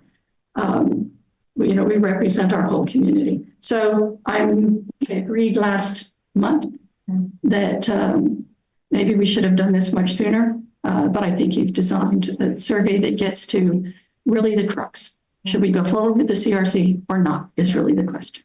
And I'll just say, the question is, that's what we do. That I would say personally, as a director on this board and as a person that feels very much committed to representing this community, if the community says that we do not want to proceed, I will honor the community's wishes. I will do everything I can to ensure that this board honors the community's wishes. So that is for me a non-negotiable, and it's why I've been advocating that we pursue this. Having a real clear-cut final ability to say decisively that we have asked the questions that this community has asked us to ask, and we have a perspective from this community, and we've done our absolute best to reach everybody in the community that we possibly can, to gather as much data as possible. And we didn't mention that we are going to plan to stand in front of the post office the day we expect them to hit, between the 3 of us and hopefully some other members will stand outside and do that. Can't have a quorum, sorry. No, we want to, well, we already said that. We're not going to talk to each other. We're just going to stand there. Well, and not all at the same time. Not if we can take shifts. But I think we're going to delay for that reason, not doing next week and do the week after because of the Monday being such a significant day and next week being such a big, holiday week. So we'll wait 1 week to start this after. So you expect, because you have 30 days from then and then time, maybe the March meeting. Yes. Maybe our first look at data. Correct. Yeah. Yes. I think it's wonderful. I think you did a great job, and I'm very happy that we have your expertise to help us deal with this. I have one wording thing that I just would throw out there, and you can ignore it if you like. On bullet number 2, I would change it to existing property tax revenue. Sorry, on bullet number 2, which question? Question 1. Okay. I would change it to property tax revenue. Yeah, we Just had because it sounds as if it's more taxes instead of which it's revenue. And then I would put in parentheses, including the $1.8 million purchase price. Because I think people need to be aware of the fact that we would be subsidizing a private business with $1.8 million of taxpayer money if we continue. Can you put it up on the screen so I can see I this? believe Hope sent it to you. Did you send it? I did not yet because I have to open the link. Oh, I see. So Hold on, let me just send it. And I will leave that to you and your expertise to decide. I don't think we need to have a debate about it. This is all being deferred to you. That's just a suggestion for me because I think you know what you're doing and I think you do a great job. Thanks. So if this doesn't need a board vote, Jen, maybe Hope could just send me the questions and then I'll just respond to you directly with my concerns. And then you can either choose to keep them or to throw them out. Yep. And Wanda. Jen No, and not Wanda. Wanda, because that's violating the Brown Act. Only Jen. Oh, she can't. Okay. I'm sending I'm sending to you right now. Okay. We'll get a, to your Gmail account. I can't seem to find your GCSD one to copy and paste it in this. Fine. Okay.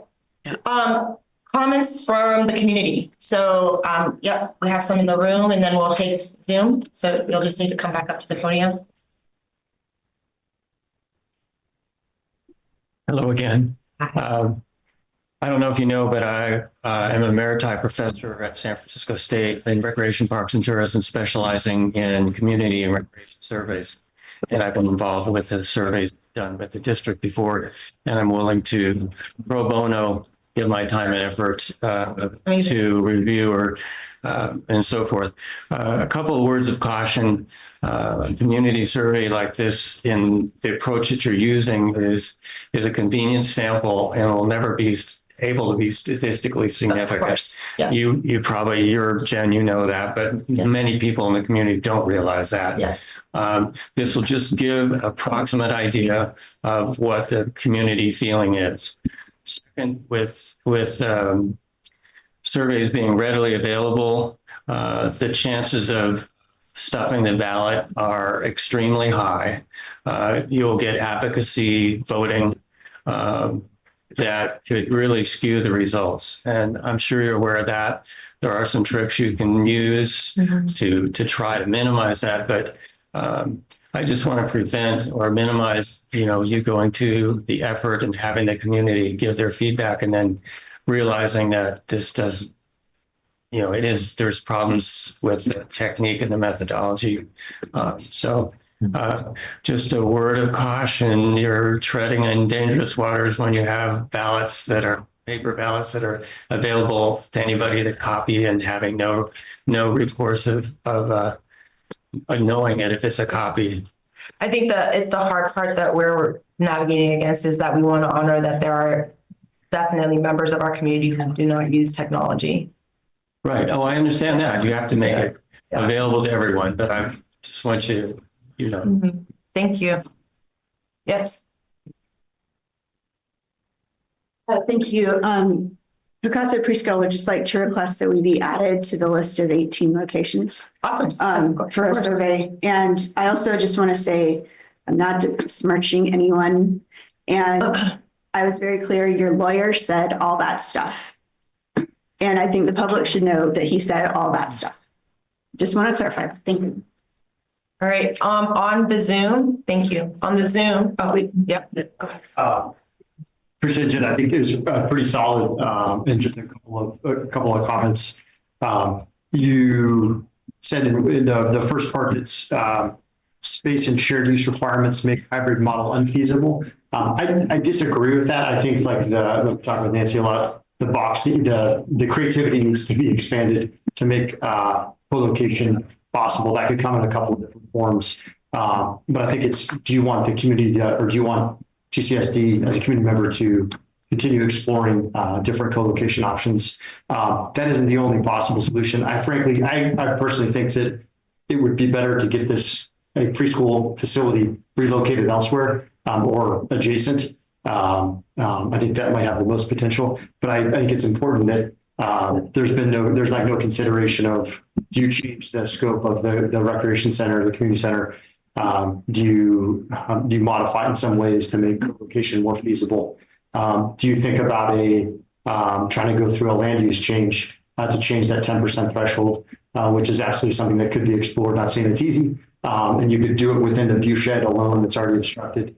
So I think you made the conclusion in your first statement that it's totally unfeasible, and I disagree. And so say that, rephrase it in some form that do you want GCSD to try harder to help find a solution and to provide a way to find a solution in some form. There was also, I think there was some nuance about do you want the community center to be offer early childcare facility or early childcare? I think might have been intentionally early child development programs. Okay, and I think there might have been some nuance there where you were kind of more of the like, you're only allowing stuff that's within the current LAFCO bylaws. And I think that's a mistake too. Like you're beating around the root cause issue. That's another hard one of, do you as a community member only want a recreation center if it doesn't dislocate? And do you want us to try to pursue expanded LAFCO powers, for example? And then another one, there's no mention of the possibility. Do you want us to try to assist with relocating or helping to, generate a new site for preschool to solve this problem for everybody, so you don't get, have this community SOAR and you get a community center? And that, I still think there's a mitigation obligation. We'll see how that shakes out. And that mitigation could be just GCSD working with other agencies to help find another site. It's very difficult on the coast. So there's some other possibilities that I'd love to see if you can fit in a nuance in there of, in a nutshell, that would be, do you want GCSD to provide runway and explore some of these more challenging solutions that may take several years? You might not get a community center for several years, but you could have a park in the meantime. Does that kind of make sense? Yes. I think the one thing I'll just add is that you're making an assumption we already aren't working with other agencies to help find a solution for Picasso. Fair. Continue to work with them to do that. So yeah, I appreciate that. And provide updates on those other efforts too, by the way. I'd love that. Yeah, ongoing item. Thank you. All right. On Zoom. Okay, we have Janet Brayer followed by Sharon Wake. Can you hear me? Yes. Good evening, Janet Brayer, residents. Thank you for the effort put in this by the ad hoc committee. I just had some brief comments. First of all, I agree with the last speaker's comments about the survey as presented at the meeting. And I agree with Director Grant's comments that maybe we need to post the survey so that we could take this up at the next meeting and further discuss the questions as opposed to being presented it verbally. It was very difficult to follow. I also think that we need more than 30 days for a response. I think that's a very short window of time. Turning my direction to the survey itself. I think the survey needs to have a question regarding financials. I heard Commissioner Dye, I believe it was Commissioner Dye, our Director Dye, say something about, well, this is going to be all about revenue to finance this. That's not true. We all know that. And I would suggest that everybody on Zoom and otherwise take a look at the property tax highlights that were just published for 2023, 2024. You can find those on coastsidebuzz.com. At pages 9 and 10 of the property tax highlights, it talks about ERAF, which I believe the board is looking towards for funding at pages 9 and 10. There's not the funding here. So I think one of the questions should be, if we don't have the revenue from ERAF or otherwise, do you concur that we should be taking out a loan for X amount of money to develop a community center? And spell that out, because I think that the community is clear that they are not up for further taxes to fund this. And I really, really think it's important to have a financial question on the questionnaire. Turning to the questionnaire, as I briefly heard it, I think one of the questions, and some of them are slightly skewed, converting the center does not require Picasso to relocate. As the prior speaker at the meet said, there's other possibilities besides relocation. I think narrowing it to it's either relocate and we get this or we don't. I think that's a skewed question. Also, question 2, talking about subsidizing Picasso, that appears to me to be somewhat skewed. The Surplus Act would not open this up for anybody to come in from another government agency. There are deed restrictions and what can be built on that property. And I think that posing the question such that it appears that it's all or nothing, or somebody else is going to swoop in and we have to use the Surplus Act. I think we need to discuss and put out there in the survey that there are deed restrictions on the use of that property. It can't be used for just anything. Sorry, your 3 minutes is up. Thank you. Okay, let me finish off with question 3. I think question 3, there appears, I'm sorry, we're holding people to 3 minutes, so. Okay, one second. Question 3, the event center to rent out. I don't think question 3 is. Thank you. Sorry, I'm sorry, we're holding people to 3 minutes. So I said that at the beginning of the meeting, and we're asking people to honor that. We have a lot of people. We're still only on item number 2, and it's, we still have to keep going. So, sorry, the next person. Sheridan Blake Matthews, followed by Lindsay. Hi, can everyone hear me? Yes, thank you. Okay, thank you for the opportunity to speak. I do want to echo some of the concerns around the survey. I also have been working in marketing, market research, and insights for over 20 years. So going through the survey, I was taking notes as you were going through it, and I just want to share some of my feedback. The upfront section where you went through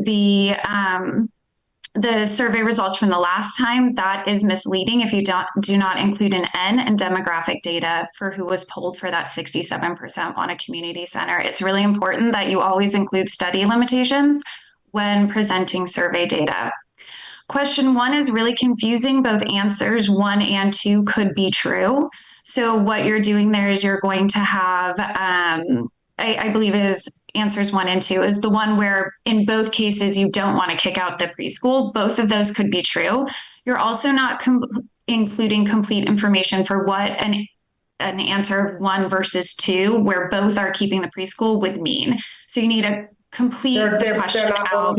They're not both keeping the preschool. Okay, sorry, then it was answers 2 and 3. Sorry, you were going through it so fast. This bullets 2 and 3 both express a desire to keep the preschool. So both could be true, and you could get really skewed results because people could not understand either what you were trying to ask or the ramifications of those 2 options of keeping the preschool or not kicking out the preschool. So the answers, the selections there need to be worked on a little bit. I heard a board member's recommendation that you include the 1.8 property price in that bullet answer. If you're going to do that, I think you should also have fair balance and include what the community center is going to cost to stand up as well. Let's see, question 2, it was very confusing. Is it contingent on your answer to question 1? You went through it so fast, it was really hard to read it, but like question 2, to me, it seemed almost like it was attached to your question 1. I didn't know if it would pop up if you selected a certain thing for question 1. So I found that very confusing. For question 3, this is a problem that we've had in surveys in the past. I've been attending these meetings for multiple years.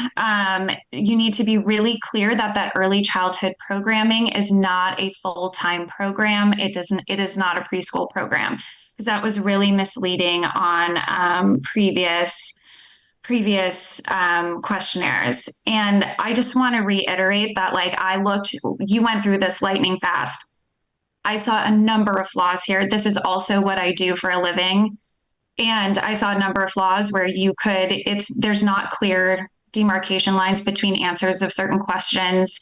And I think that you're going to get skewed results if you don't take a second look at that survey. So I'd really highly, highly recommend that you do. And I think that it's really important. Sorry, we're at 3 minutes, but what I would extend an offer to you is if you want to reach out to me directly and work with us on this, I'm happy to work with you on it directly. I would love to. Thank you. Great. Thank you so much. All right. To Lindsay, followed by Anders. Hi, thank you. I will also flag the same thing that Sheridan was flagging in question 1, that B and C are confusing because I would select both of those options. So thank you, Sheridan, for volunteering to help take a look at that. And I also want to echo Will's comment about co-locating to be unfeasible and encourage, I also understand that there's a ton of nuance. There's lots and lots of information on this subject. So I know this is a really difficult task and I appreciate it. One thing that I wanted to mention was, I think you're trying to go off of email addresses to try to pare down the amount of, duplicate situations. are you trying to pull individuals in the community, or are you trying to pull households that agree on something? Or I guess I individuals that could vote. Okay, great. So voter level individuals, got it. And I also just wanted to mention Director Marsh talking about the 2020 census, which I recognize is our most recent census, but literally none of the children that we're talking about kicking out of Picasso were born in 2020. So, I understand we're trying to look at the data and compare, but, I myself filled out the survey in 2018 and wasn't a parent at that time. Things have changed a lot since that data came out. And so, I understand you guys are doing the best you can with what you have, but I would also urge you to look at, what happened in the last couple years since 2020. A ton of families moved down into this neighborhood. Like, on my block alone, it has turned over, 50% new families in the last couple of years. So I would urge you to take a second look and don't be so hasty as to toss out, the baby with the bathwater if some of this information doesn't look like it matches, because I do think that our community has changed a lot in the last couple of years. And thank you. Thank you. Anders? Hi, everybody. Thank you. I was curious to hear what Janet Breyer had to say more, so I would like to cede my time to her. Janet, if you'd like to continue.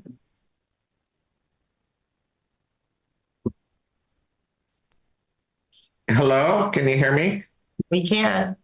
Great, thank you. I appreciate having my time, this a little bit further time.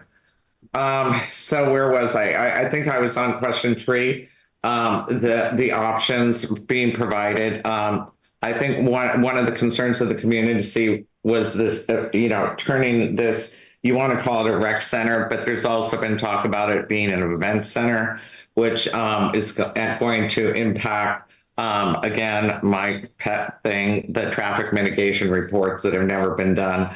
And the question 3 is sort of, it doesn't make it clear that one of the proposals here is to have something to rent out for, basically anybody in the Bay Area to come into our community without adequate parking, et cetera. And turning back to the financials, I again urge everyone to take a look at Coastside Buzz. Michelle Dragney just had a post regarding the property tax highlights. We don't have the funds for any of this development. And, it explains ERAF and what that's about. And I think one of the questions should absolutely be, do we want to take out loans to fund these projects, including the community center? Then question 2 also talks about subsidizing Picasso School, and I think that's been touched upon. I don't think there's no subsidy here. Picasso School is a valuable community asset. This project is not going to be built for years and years. And to have a 1-year lease, I believe that's being proposed. I've never seen a copy of the lease. I didn't see it in the agenda or the proposed lease. I think that's disconcerting to say that, we're going to be subsidizing Picasso when indeed they would be providing revenue to GCSD during the interim period where we're having to go through the permitting, et cetera, and get the community consensus on this. And that sort of ties back into going back to Picasso and offering this lease with these First Amendment violations, and the comments that were put forth before, that nobody's had any contact with the attorney proposing this. I question, and I'd like the board to answer. Do you just have your attorney do whatever he wants? Your time is up. Thank you. All right. Any other public comments? Great, thank you. Will left, but I was going to say, Will, if you wanted to email anything to me after this, take any additional comments from him. He's up here. Will, do you hear Thank me? you for your hard work on this. Well, if you want to email me directly with any sort of thoughts on additional things to add to the survey, that would be great. Okay, thank you. And then I believe it was Stephanie. Sheridan, sorry, Sheridan, if you wanted to reach out to me as well, I'm happy to work with you offline to tighten up the survey. All right, thank you very much. I want to say that just looking at it in the past few minutes, it seems very biased to me. And one of the things that you could look at is we have this giant document. Remember the ISM&D, this thing that weighs a ton? So it has a project description in it. And maybe we should take from the actual project description and put it in your survey. Because question 1 says I support the recreational center, but it doesn't say a rec center that would be open until 11 p.m. Monday through Sunday for special events, including wedding receptions and other rentals with amplified sound. Now that's a big deal to this community, but we're sort of hiding that. No, it also says that the board will have rules about when it will be open and what kind of activities will be allowed. That was for the environment. They don't trust us to do that. They barely trust us now. This needs to be in the survey because this is part of our description for the project. So it's so that the maximum possible impacts, environmental impacts could be analyzed. It is not in any way a requirement of the project.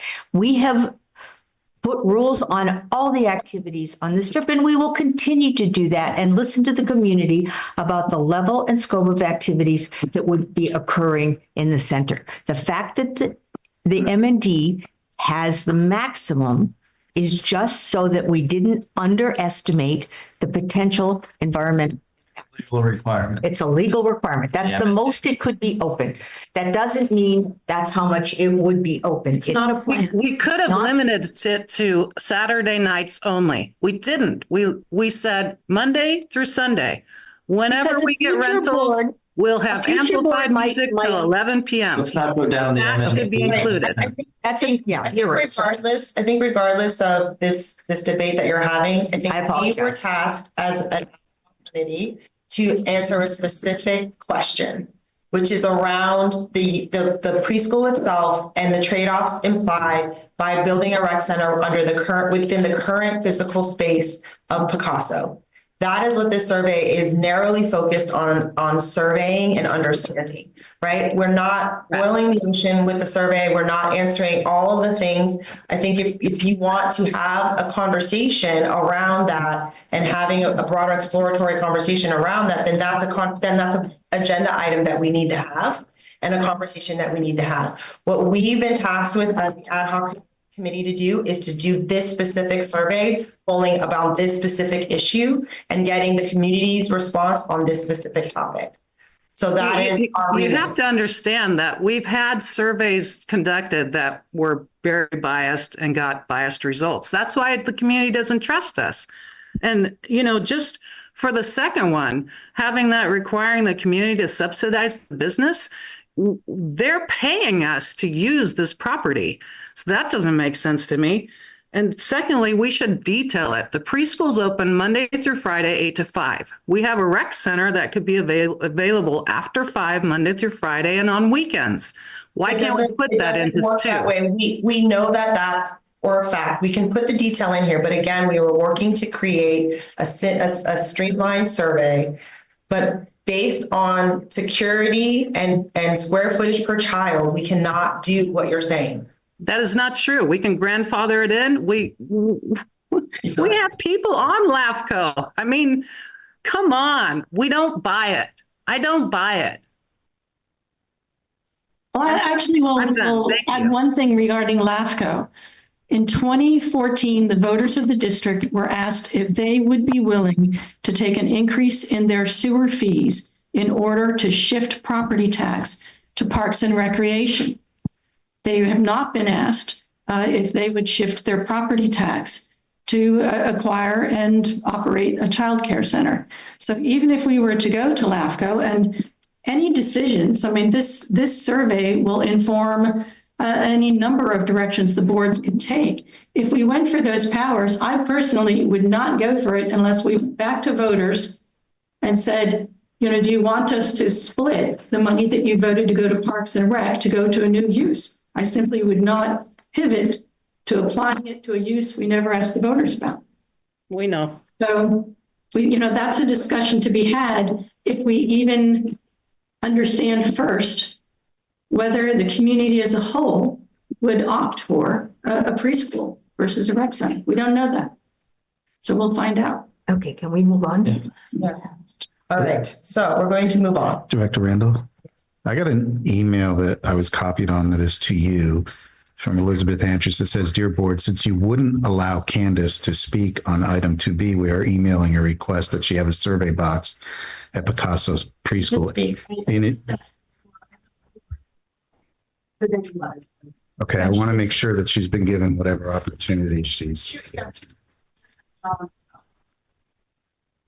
Okay. Moving on then now to item number 3, update to district bylaws. Oh, my Lord. Look fun. Thank you. Thank you, Pat, for all you've done for GCSD, the community. Okay, so had this packet agenda last month as well, so hopefully you've had time over the holidays and now into January to look it over.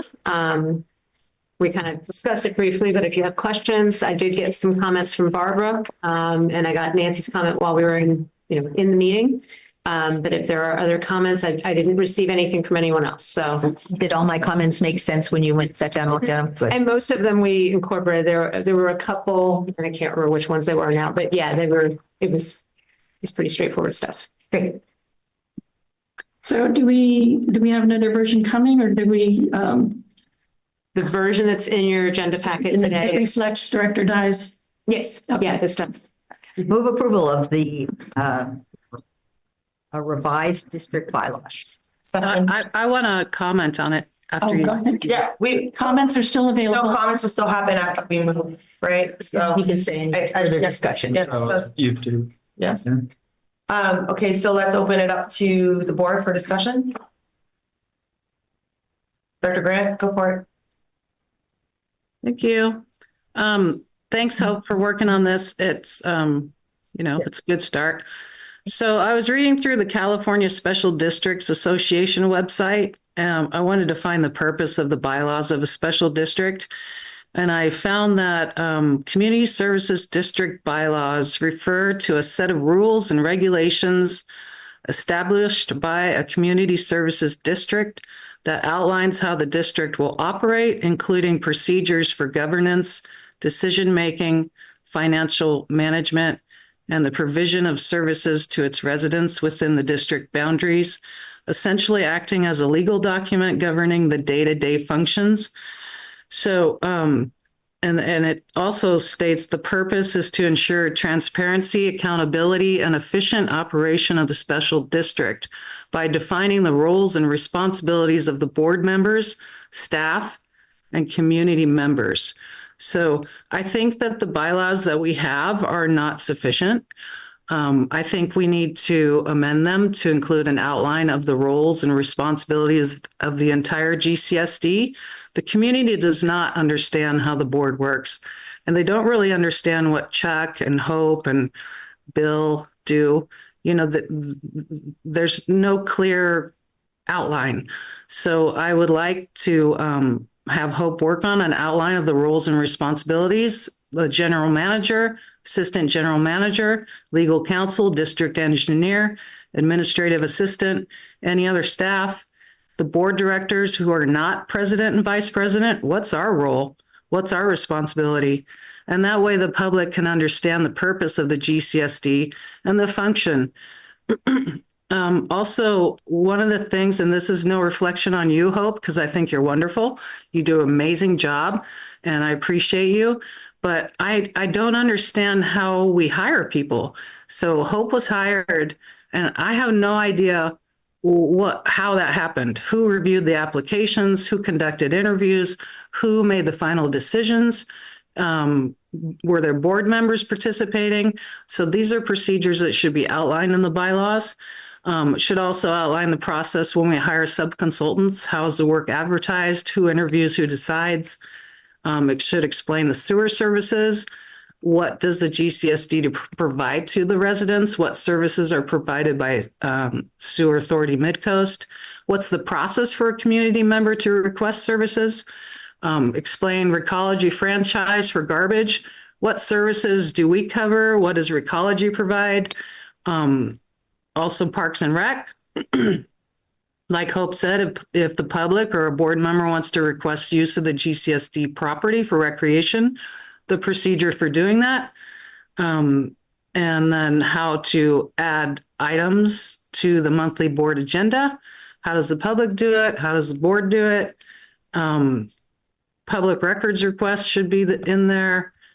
And I also think that the bylaws should be available on the GCSD website. I think that's very important for the public to have. So just my 2 cents. I think we should keep on plugging on, not approve this because it's definitely not done yet. And we can do better. We really need to do better. Thank you. Does anybody want to say anything for open to public? Yeah, I mean, some of the things Jill mentioned are covered in the ordinance code and other places here. At some point in time, we could recreate code and put it in here. We're trying to avoid that. We're trying to keep this a very simple document. As I explained to you all last time we looked at this and the time before, the ordinance code is more of a legal document where you've got to dot the I's, cross the T's. We're trying to give the public and even yourselves a broad overview of what we do and keep it simpler rather than more complex, because we don't need a 55-page bylaws. No one will read it, no one will look at it. It doesn't serve any purpose. That's our goal here. And again, after we do this, I think Hope points out in her agenda memo, we're going to go through the ordinance code and the policies and whatnot and put these all together. This is not set in stone. The document we look to approve. We certainly, once we approve it, we'll be happy to put it on the website. I think I explained last time, I don't want to put something on the website that's half-baked. I want it approved by the board and put it there. So. Yeah, makes sense. And so things that were mentioned, just point of clarity, like roles, description, practices, that's in elsewhere. That's in the ordinance. I haven't memorized the ordinance code, but like who hires the general manager? Your board does. Who does the staff underneath the general manager? The general manager. Right. When we, simple answers of how did we hire Hope? We hired an executive search firm. We went through it. I reviewed it, the resumes. I can't remember who I included on the board, but we talked about it. Okay, right. So we went through a process, it may not, at some point in time, you could have a process and policy for everything you do and it gets cumbersome. Once again, we're a small district and it's simple. I would be happy to volunteer to help Hope round this out. I think it's very important for our community to know how we operate. Well, I also want to remind you that the policies and procedures is the next step, and that does include things like what the roles are of the general manager. And, there's an employee handbook that talks about other things. I mean, there's all kinds of different things. I don't, from all the things I read on CSDA and through the CSDA forums and, talking with other districts, your bylaws don't have to include everything. You can have bylaws, you can have a policies and procedures manual that can be updated periodically as well. Your ordinance code has to be changed by ordinance. The idea of the bylaws is to get the things in here so that the board can be a little more nimble about making changes when they need to be changed. If the bylaws become something, as Chuck said, it's so cumbersome that A, you don't read it, and B, it's difficult to update or change, then we've kind of defeated the purpose of updating the bylaws at all. And Hope did a great job of reviewing the umbrella of all these regulations, the policies, the bylaws, and the ordinance code. So. I actually think that Director Grant listed a lot of things that could be of interest to the public. Where I differ maybe is I think putting them all in one dense document is not making them more accessible to the public. I think our website has gotten better and can always be improved, but I think a lot of that information can be made available in small bites. For example, the about section of the website does have how to make a public records request. So there is a lot of general information there, but I think organizing it the way that it's organized on a website makes it much more accessible to the public so they can find the specific thing they're looking for rather than burying it in a very big and dense document. So I do support the 6-page bylaws. I'm looking forward to how many pages the policies and procedures are. But I think for public facing, picking out those things that are most useful to the public and should go on the website under a heading that makes them easy to find. And that's how we easy to target understand. websites. What do most people want to see? They want to see agendas, budgets, simple stuff like this. And we try and, fulfill that need. Just as an example on the website, and I think this is something I've seen that I appreciate on some other websites. We list the names of the board members. Having a bio of each of the board members would be useful. And similarly for the staff, we list their title, but to Director Grant's point, just a brief on what they do is important. Sure. And so I don't mean adding a lot of words, and it's something that can build up over time in the Hope's spare time as she finds it. But I think that's the place to put those bites of information as opposed to in one big document. I'd also love to have photos too. If you're willing to give me a headshot, I'd love to be able to put a headshot on. I was actually going to propose a bit of a play on what Dr. Grant offered, which was like, if you actually just said, what are the things you feel we should be more clearly, transparently communicating to the public, and allow people to then come back with, this is how we can sort of point our community towards these things versus putting them all in the bylaws, because I do agree that maybe there are other avenues. So principally, what are we trying to solve? It's transparency and access to information. What would be your recommendation to the board of how you would actually do that? Understanding from Director Grant all of the things that she thinks we should be providing communication or transparency around. Maybe there's a bridge so that we could achieve what you're wanting and achieve what Director Grant is wanting. Mm-hmm. Yeah. So do you want me to email Hope my comments? Yeah, I think we can be open to that, Hope.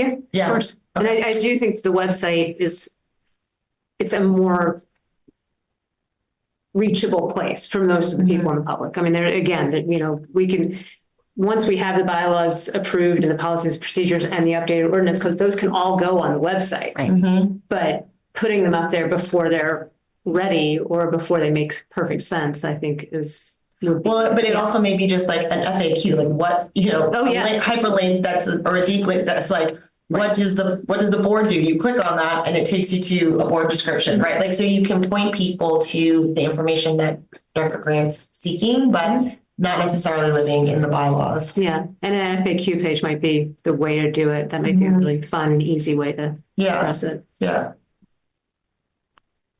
Okay. Did we have a public comment? Yeah. Don't worry, I got it. I always forget that one. So.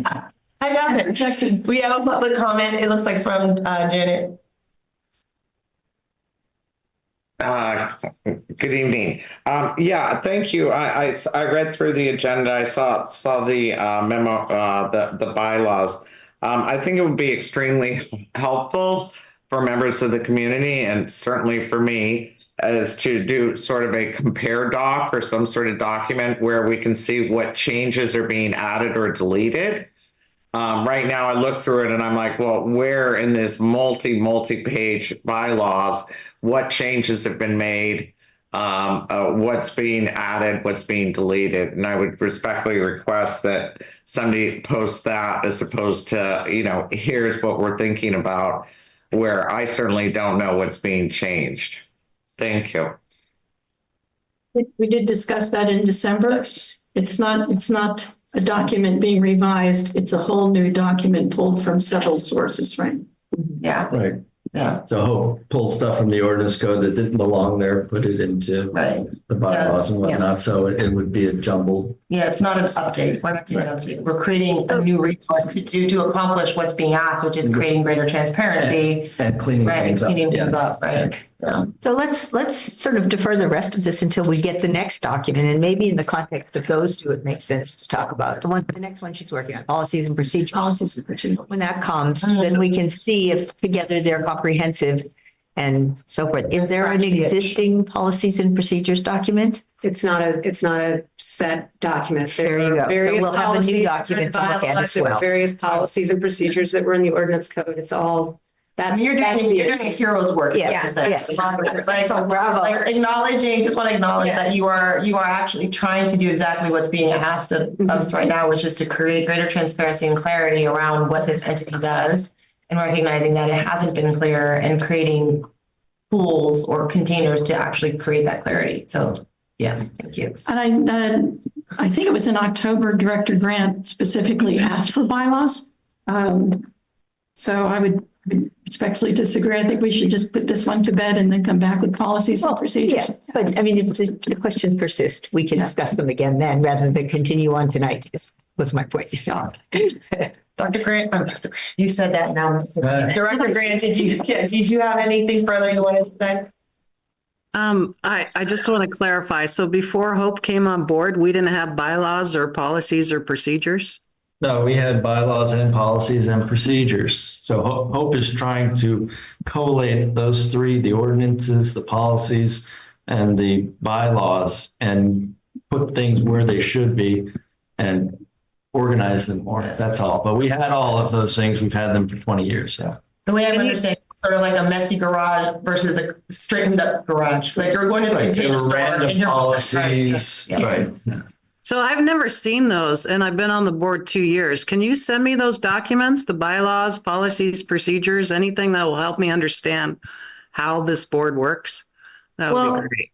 I mean, again, the challenge is that the policies there were 3 policies in the bylaws.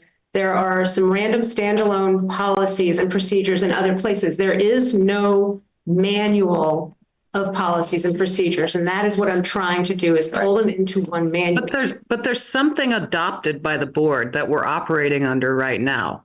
And we should have that copy. Is that correct? Ordinance. Ordinances. Well, that's a legal document. Just a list of ordinances? That, the Brown Act, all the government's codes, public health and safety. I mean, it's a lot. And, I struggle with what are we trying to present to the public? First of all, who's looking for it? What are we trying? And we're trying to keep it, like we've talked about, simple. So when you pick it up, it's no different. You worked at big companies, they have things and you do the report, it sits on the shelf and nobody reads it. And that's what we don't want. Yeah. So what we could do tonight, to Nancy's point, you could approve this, or we could kick it down the road and make it a broader part of the policies and procedures. The problem with that is that also touches on the ordinance code. The ordinance code is 10 sections. That's going to take a while. So that means we're not going to approve these bylaws for, you pick the number of months. I say we approve them tonight. I think, and I have a motion on the table. this is not a permanent document. It's a living, breathing document. We'll get, if we get this here and we get the policies and procedures next, and then the ordinance code, then we can take a look at it. Hope we'll have done hero's work by then. Yep. She might be gone by then. Sailing off. Right. And in reviewing that would be a time to see if there are, for Director Grant, to see if there are gaps or things that you think should be covered or not. We would have that opportunity. All right, so we have a motion on the table. A second. And a second, right? Should we go for a vote? Director Grant? No.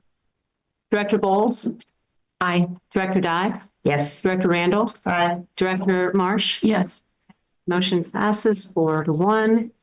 All right. Director Grant opposed. All right, moving on to engineers report.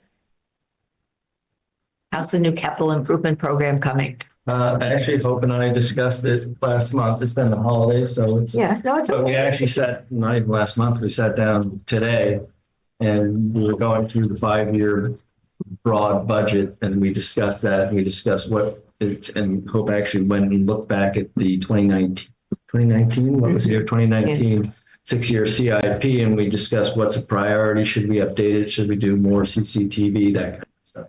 Great. So we are still chasing it down. Any other questions? Okay. Any public comment? I'm just going to clarify first with Director Grant if she had anything she wanted to say about the engineer report before I open up to public comment. No, thank you. I actually have one little comment, which was interesting. We had a discussion, the SAM attorney, this is not a SAM report, this is about this specific item, brought up the lawsuit that just the court ruled on with the townhomes over in Myanmar. Yeah, and was talking about the impacts of the sewer line, and I was able to say, actually, sewer line has been moved and it's no longer impacted. And I'm not sure that even the public documents and the the public stuff out there, even the agencies, I assume they must know that that sewer line is no longer there. I read that, and they say sewer line. They don't say public, which is interesting. It could be their private sewer line that runs on the backside of it, which is, I'm taking this from 10 years ago memory, but there's a gang lateral that might be on the ocean side. Just for the community, we spent $450,000 to move that line to get it out of danger. So good job. And engineers and it solved a bunch of other problems. Yeah. Yes. I was going to bring this up during the attorney's report, but since Barbara brought it up, so I know maybe 3 of you weren't here when this started, but we were actually named a party in that lawsuit. Yeah. But we've only been a bid player, and we haven't really talked about it because it has no effect on us.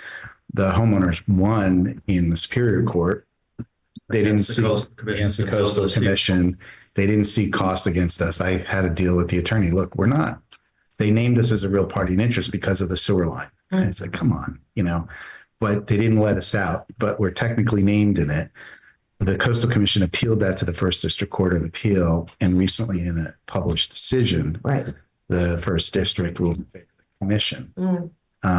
It's a huge case with significance because, the whole notion is that what the homeowners are saying is that even any existing development in a coastal act means anything that exists as opposed to pre-coastal act. The idea was you could get seawalls for structures that were built pre-coastal act.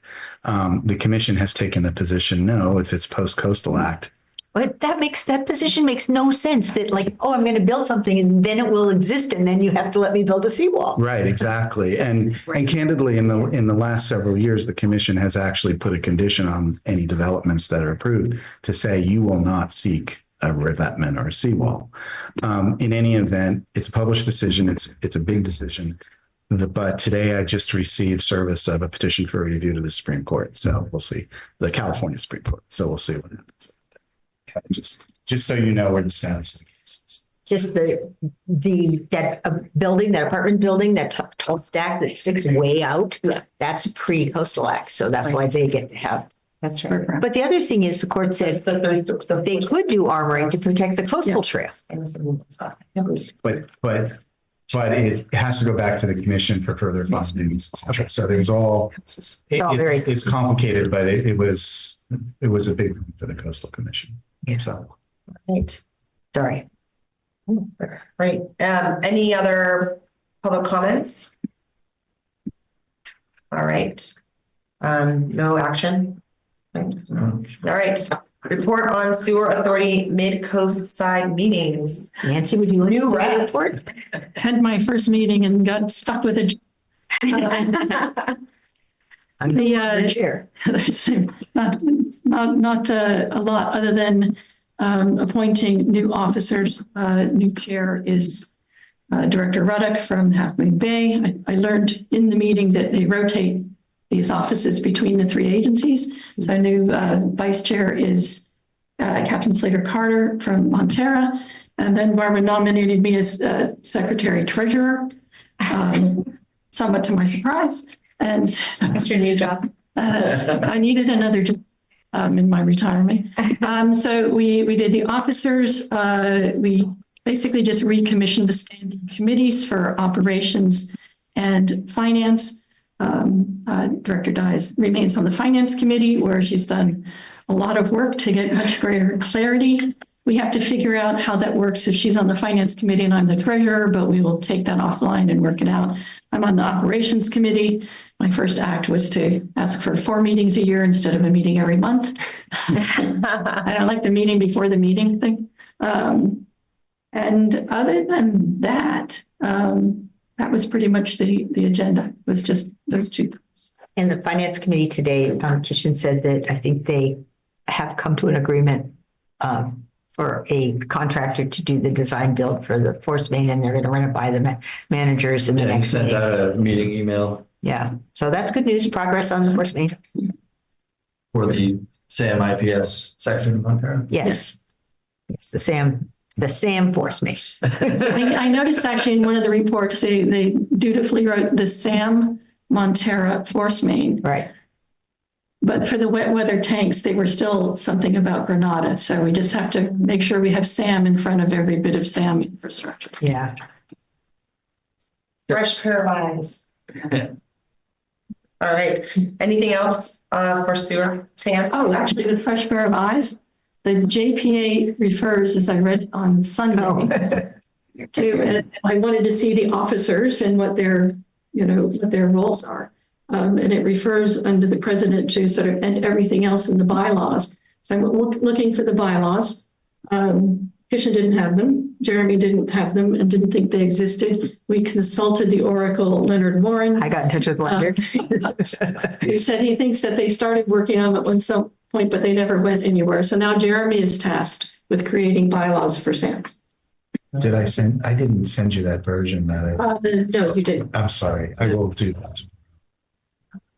So At that was the end of the meeting, after you signed out today at the finance committee meeting, I said, oh, wait, how much is it going to cost to do the bylaws? Maybe we should wait till after July to do the bylaws, but I got knocked down by Catherine. Tell him he's got a good starting point. Yeah, I just tell them that we have our bylaws. Bill let me know that there was some work done on draft bylaws early in the lawsuit process. So we will give Jeremy those to start with. You remember that. Goodness, right? Yeah. Any additional SAM comments from the board? Any public comments regarding SAM? Okay, then we move on. Hey, I have a question. Oh, yeah. I have a question. So what were the COVID levels?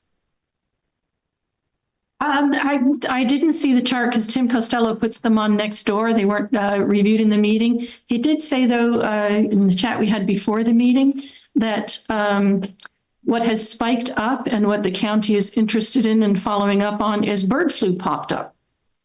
So that was thank you for saying that. I was curious to know what other things we're testing for, if we're testing for norovirus or avian flu.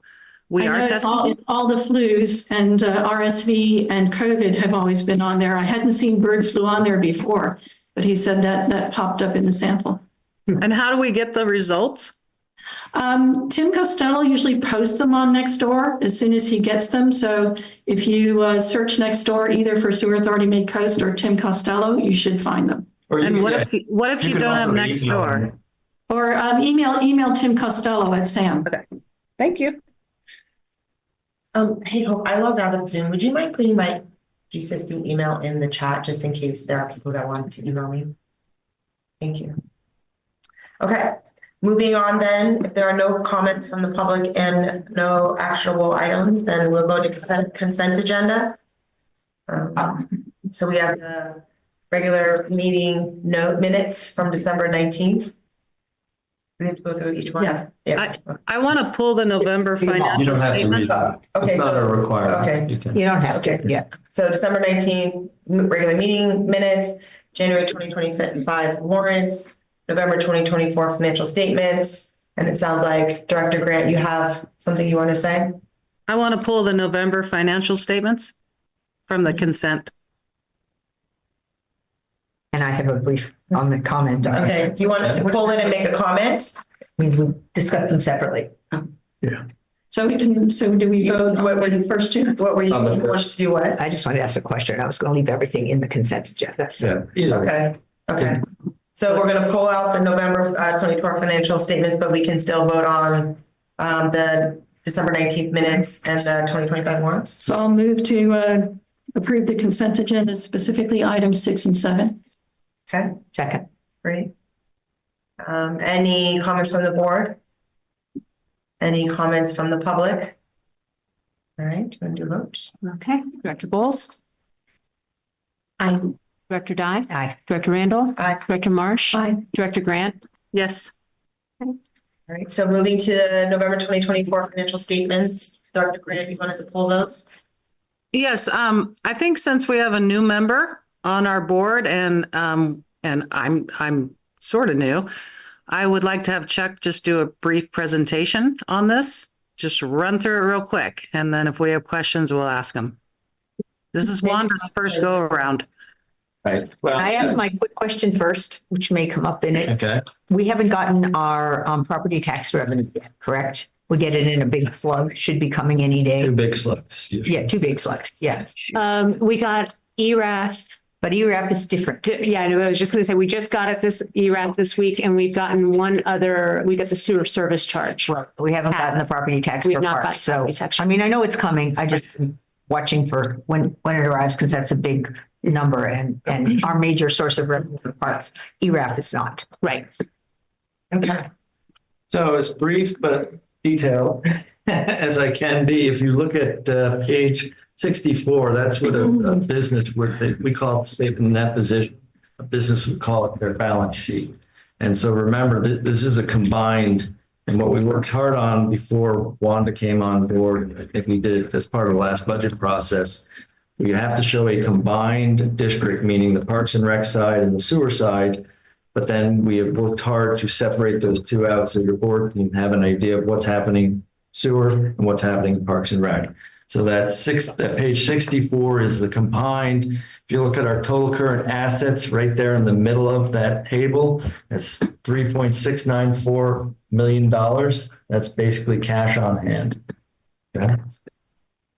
And then if you look at liabilities, we don't have a lot of liabilities on page 65. Total current liabilities, $58,000. It's accruals, it's accounts payable, things like that. So not enough money worth talking about. And Jill, if you have any questions as I'm going through this, or Wanda or anybody, really just stop. If you go to page 66, this is our operating revenue. And if you look at our sewer service charges, we collect the sewer service charges on the property tax roll. So it's just a convenient way of billing. So we will get the same slugs of money, if you will, in December and April or so. We'll get two big chunks of sewer service charge. So this reflects that. Remember, these are 5 months ended November 30th. So if we got it in December, it will not show up on this report. Then we have the non-operating revenue, which is interest on reserves and things like that. And that stuff trickles in. Of note, and people keep talking about this, we have two sources. It's not really we get property tax, what we call property tax, right? And we get about $940,000 a year.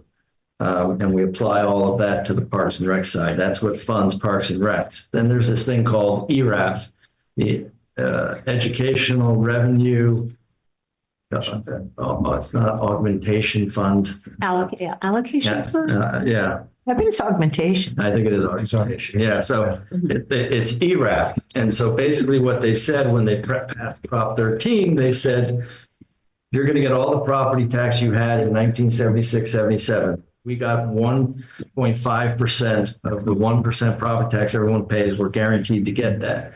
Somewhere in the 90s, they did ERAF 1, 2, and 3. And the government said, we're going to take some of that money that you districts get in cities and counties, and we're going to give it to the schools because they weren't being funded enough. And so they did that. We're one of the few counties that actually, if the schools get funded fully, we get some of that transfer back. And this doesn't happen to every county. Only Marin and San Mateo. Yeah. And it changes sometimes, which is weird. I'm not going to go into that. But So anyway, we get that money back. It's always a crapshoot what we get back. For years and years and years, I under budgeted because I didn't believe it. Because the government's usually good at keeping the money once they get it. But now, and that's a substantial amount. That's probably $500,000 each year. We allocate this past year $300,000 to the park side and $200,000 of that to the sewer side. And we're slowly changing that. The goal is to have all that money go to the parks and rec side. And we will fund sewer services completely with sewer service charges and connection fees.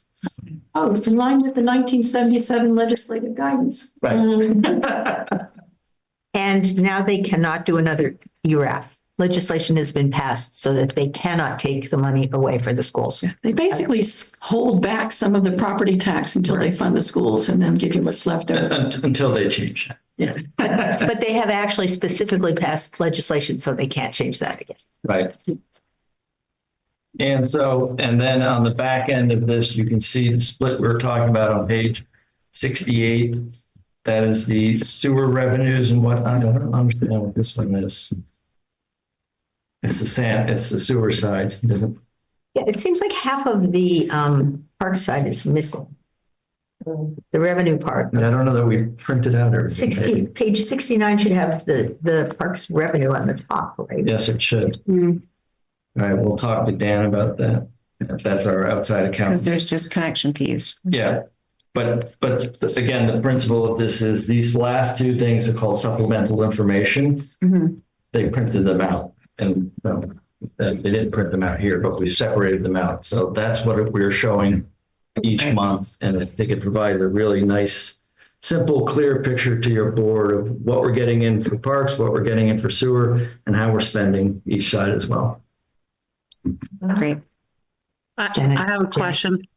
Sure. Yep. And first of all, thank you, Chuck. That was wonderful. A great way to introduce Wanda and just a refresher for me. So thank you. Recology, their franchise fee. So they pay us how much a year? They pay us a percentage of what they collect, and it's usually around 35,000, 39,000. It varies. Okay. So, yeah, thank you. That's included in the franchise agreement. Any other board questions or clarifying? All right, we have a public comment then. Janet, do you want to take yourself off mute?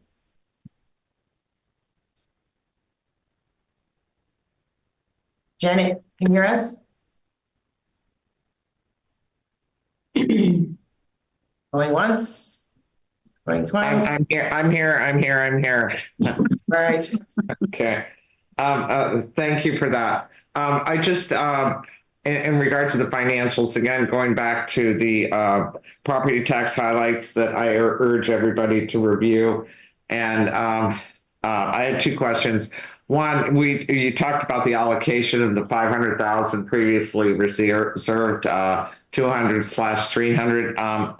I've gone back through the meetings. I don't know how that allocation ever occurred, and I don't know if anybody could provide me some information for that. And then the second point, there was just discussion about upping the allocation, so it all goes to parks and recs, and as opposed to divided by sewers and parks. How would that be done? And is that an issue that's in the bylaws? I don't know.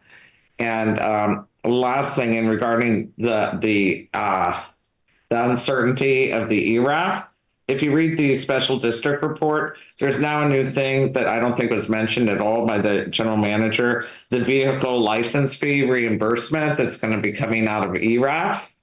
To reimburse people that have paid license fees in a certain set income amount. So that's going to drastically, as I read the report, reduce ERAF. I don't know if there's any comments or awareness about that. Those are my concerns. Thank you. Yeah, and I'm aware of that, Janet. So to answer your first question, the allocation of that $500,000 ERAF is made during the budget process. So that's a discretionary decision by the board.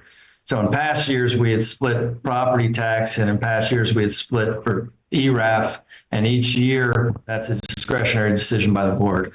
To answer your second question, property taxes and ERAF are always under pressure from the legislature because they want money. So there's the vehicle license tax. There was a lawsuit 2 or 3 years ago where they said we're going to stop giving this excess ERAF money back to the counties and cities, and it's an ongoing thing. So when I'm reporting, yes, I'm aware it's always under assault, but as it stands now, this is how it works. But I'm aware of that, yeah. Any other public comments around this? All right. Do we want to Move approval of the November 2024 financial statements. second? A second? Any last comments? All right, then should we go to a vote? Okay, Director Grant? Yes. Director Bowles? Yes. Director Dye? Aye. Director Randall? Aye. Director Marsh? Aye. November financial statements passed 5-0. All right. Committee reports, course of seminars, conferences, or committee meetings. Are there any? No. Okay. We don't have to. All right. Nope. Information calendar. Attorney's report, Nothing further. general manager report, Nothing further. administrative staff report, Nothing further. and future agenda items. We have, what do we have here? GCSD policy updates. And ISM&E, February, SSC rate study presentation be in March, and expansion of powers under CSD law. TPC. That's the latter, survey stuff. Yeah, we'll do a survey update. And as always, Well, we won't really have an update if we'll be in the survey. Next month. So it'd be March. In March that we'll have an update. Just be under Parks and Rec to just say it's working. Yeah. yeah. And as always, if any of you want something on the agenda, just email Okay. us or press me. Oh, you know her? So then if there is nothing else, we will adjourn to closed session. So Jen? Yeah, he's going to read. So just the announcement for closed session is conference with real property negotiator, government code section 54956.8 concerning 48 Avenue, Alhambra. The details are listed on the agenda for anyone's interested, but that's the announcement for closed session. With that, I would say make sure there's no one who either didn't speak already or who didn't cede time who wants to speak. And that's 480 Avenue, Alhambra. Sorry, I said 48. I apologize. yes, yeah. So I think we had agreed that if there were folks who came in late that wanted to speak on this topic in public forum who hadn't spoken or ceded time, they could do that now. I still have some minutes, but if you want, let me speak now. Yeah, She seated. yeah, you seated. I said, so anyone who hasn't ceded time or who hasn't spoken. So, all right, then we will close this to set closed session at 9:44 p.m. We'll take a break while. Yeah, just break everything down and we'll come back maybe in 5 minutes. Yep. All right. Thank you. This is the worst one ever. Thank you, Rebecca. Good job.